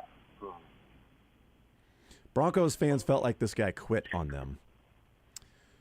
The way he tells the story is he needed time away from the team because his wife was dealing with health issues, and the Broncos said no. And he said, well, bleep you. I'm going to be away from the team. So they end up parting ways. He ends up with the Chiefs and plays 7 years, maybe? I need to look that up to see how many he played. I don't know this one based off the lore. I don't think I know this story. I hosted a Chiefs show with them before I moved to Louisville, if that helps you. Oh, man, you have talked about doing that before, but I'm blanking. Yeah, he played 7 years in Kansas City. 7 years. Oh, yeah. Offense or defense? He was offense. I remember by you having done a show with this guy. Yeah, he was I don't offense. think it's all a little fuzzy, this whole story, but I remember now. My nephew has a Dante Hall jersey signed by this guy. It ain't Dante Hall. Well, I'm probably not going to get this right, so I'm going to be a big loser today. But I do want to say one thing, and I'm glad you mentioned this earlier today, that I believe Justin Ross is going to score a touchdown tonight. Okay. So I think everybody should bet that. And then I also think that the Denver Broncos are going to win this game 17-14. Whoa, that parlay will pay. Sean. And I'm very sad to say that, but I just have this weird feeling about tonight, man. And I'm glad you were on both sides of it. You guys were like saying it's going to be a blowout, and you came back and you were like, you know, Broncos could win. I think it's going to be like 17-14. And I think you're like right on that, dude. So I just want to say I just want to commend you on being on both sides of what could happen tonight. Sean, I appreciate it, man. If the Chiefs lose tonight, then you call in tomorrow and we can all yell at you, okay? Okay. Also, hey, Justin Ross, the anytime touchdown is on DraftKings. I couldn't find Justin Ross catching yard props, but Okay. plus 900 anytime. I mean, Take that one. Since that is the final segment of Sports or Leisure, we'll come back and give our predictions. The answer to that one was Eddie Kinnison, in which he said he was going to put something on the ass. Corey Anderson once Google searched that, and it was only images of people that put something in. Yeah. There was a little bad important typo there Not that he on. whiffed on. Well, I think it just corrected. That's really So, too bad. I remember that story. It was a rough Google search. I don't want to give away my one horse question that was out Then we there. I won't. think I'll save it for a couple of weeks from now. Then we won't do that. We'll take a timeout. We'll come back and wrap up the show and let you know what we think is going to happen. I don't think it's going to be 17-14, by the way, but we'll tell you what we think is going to happen coming up next.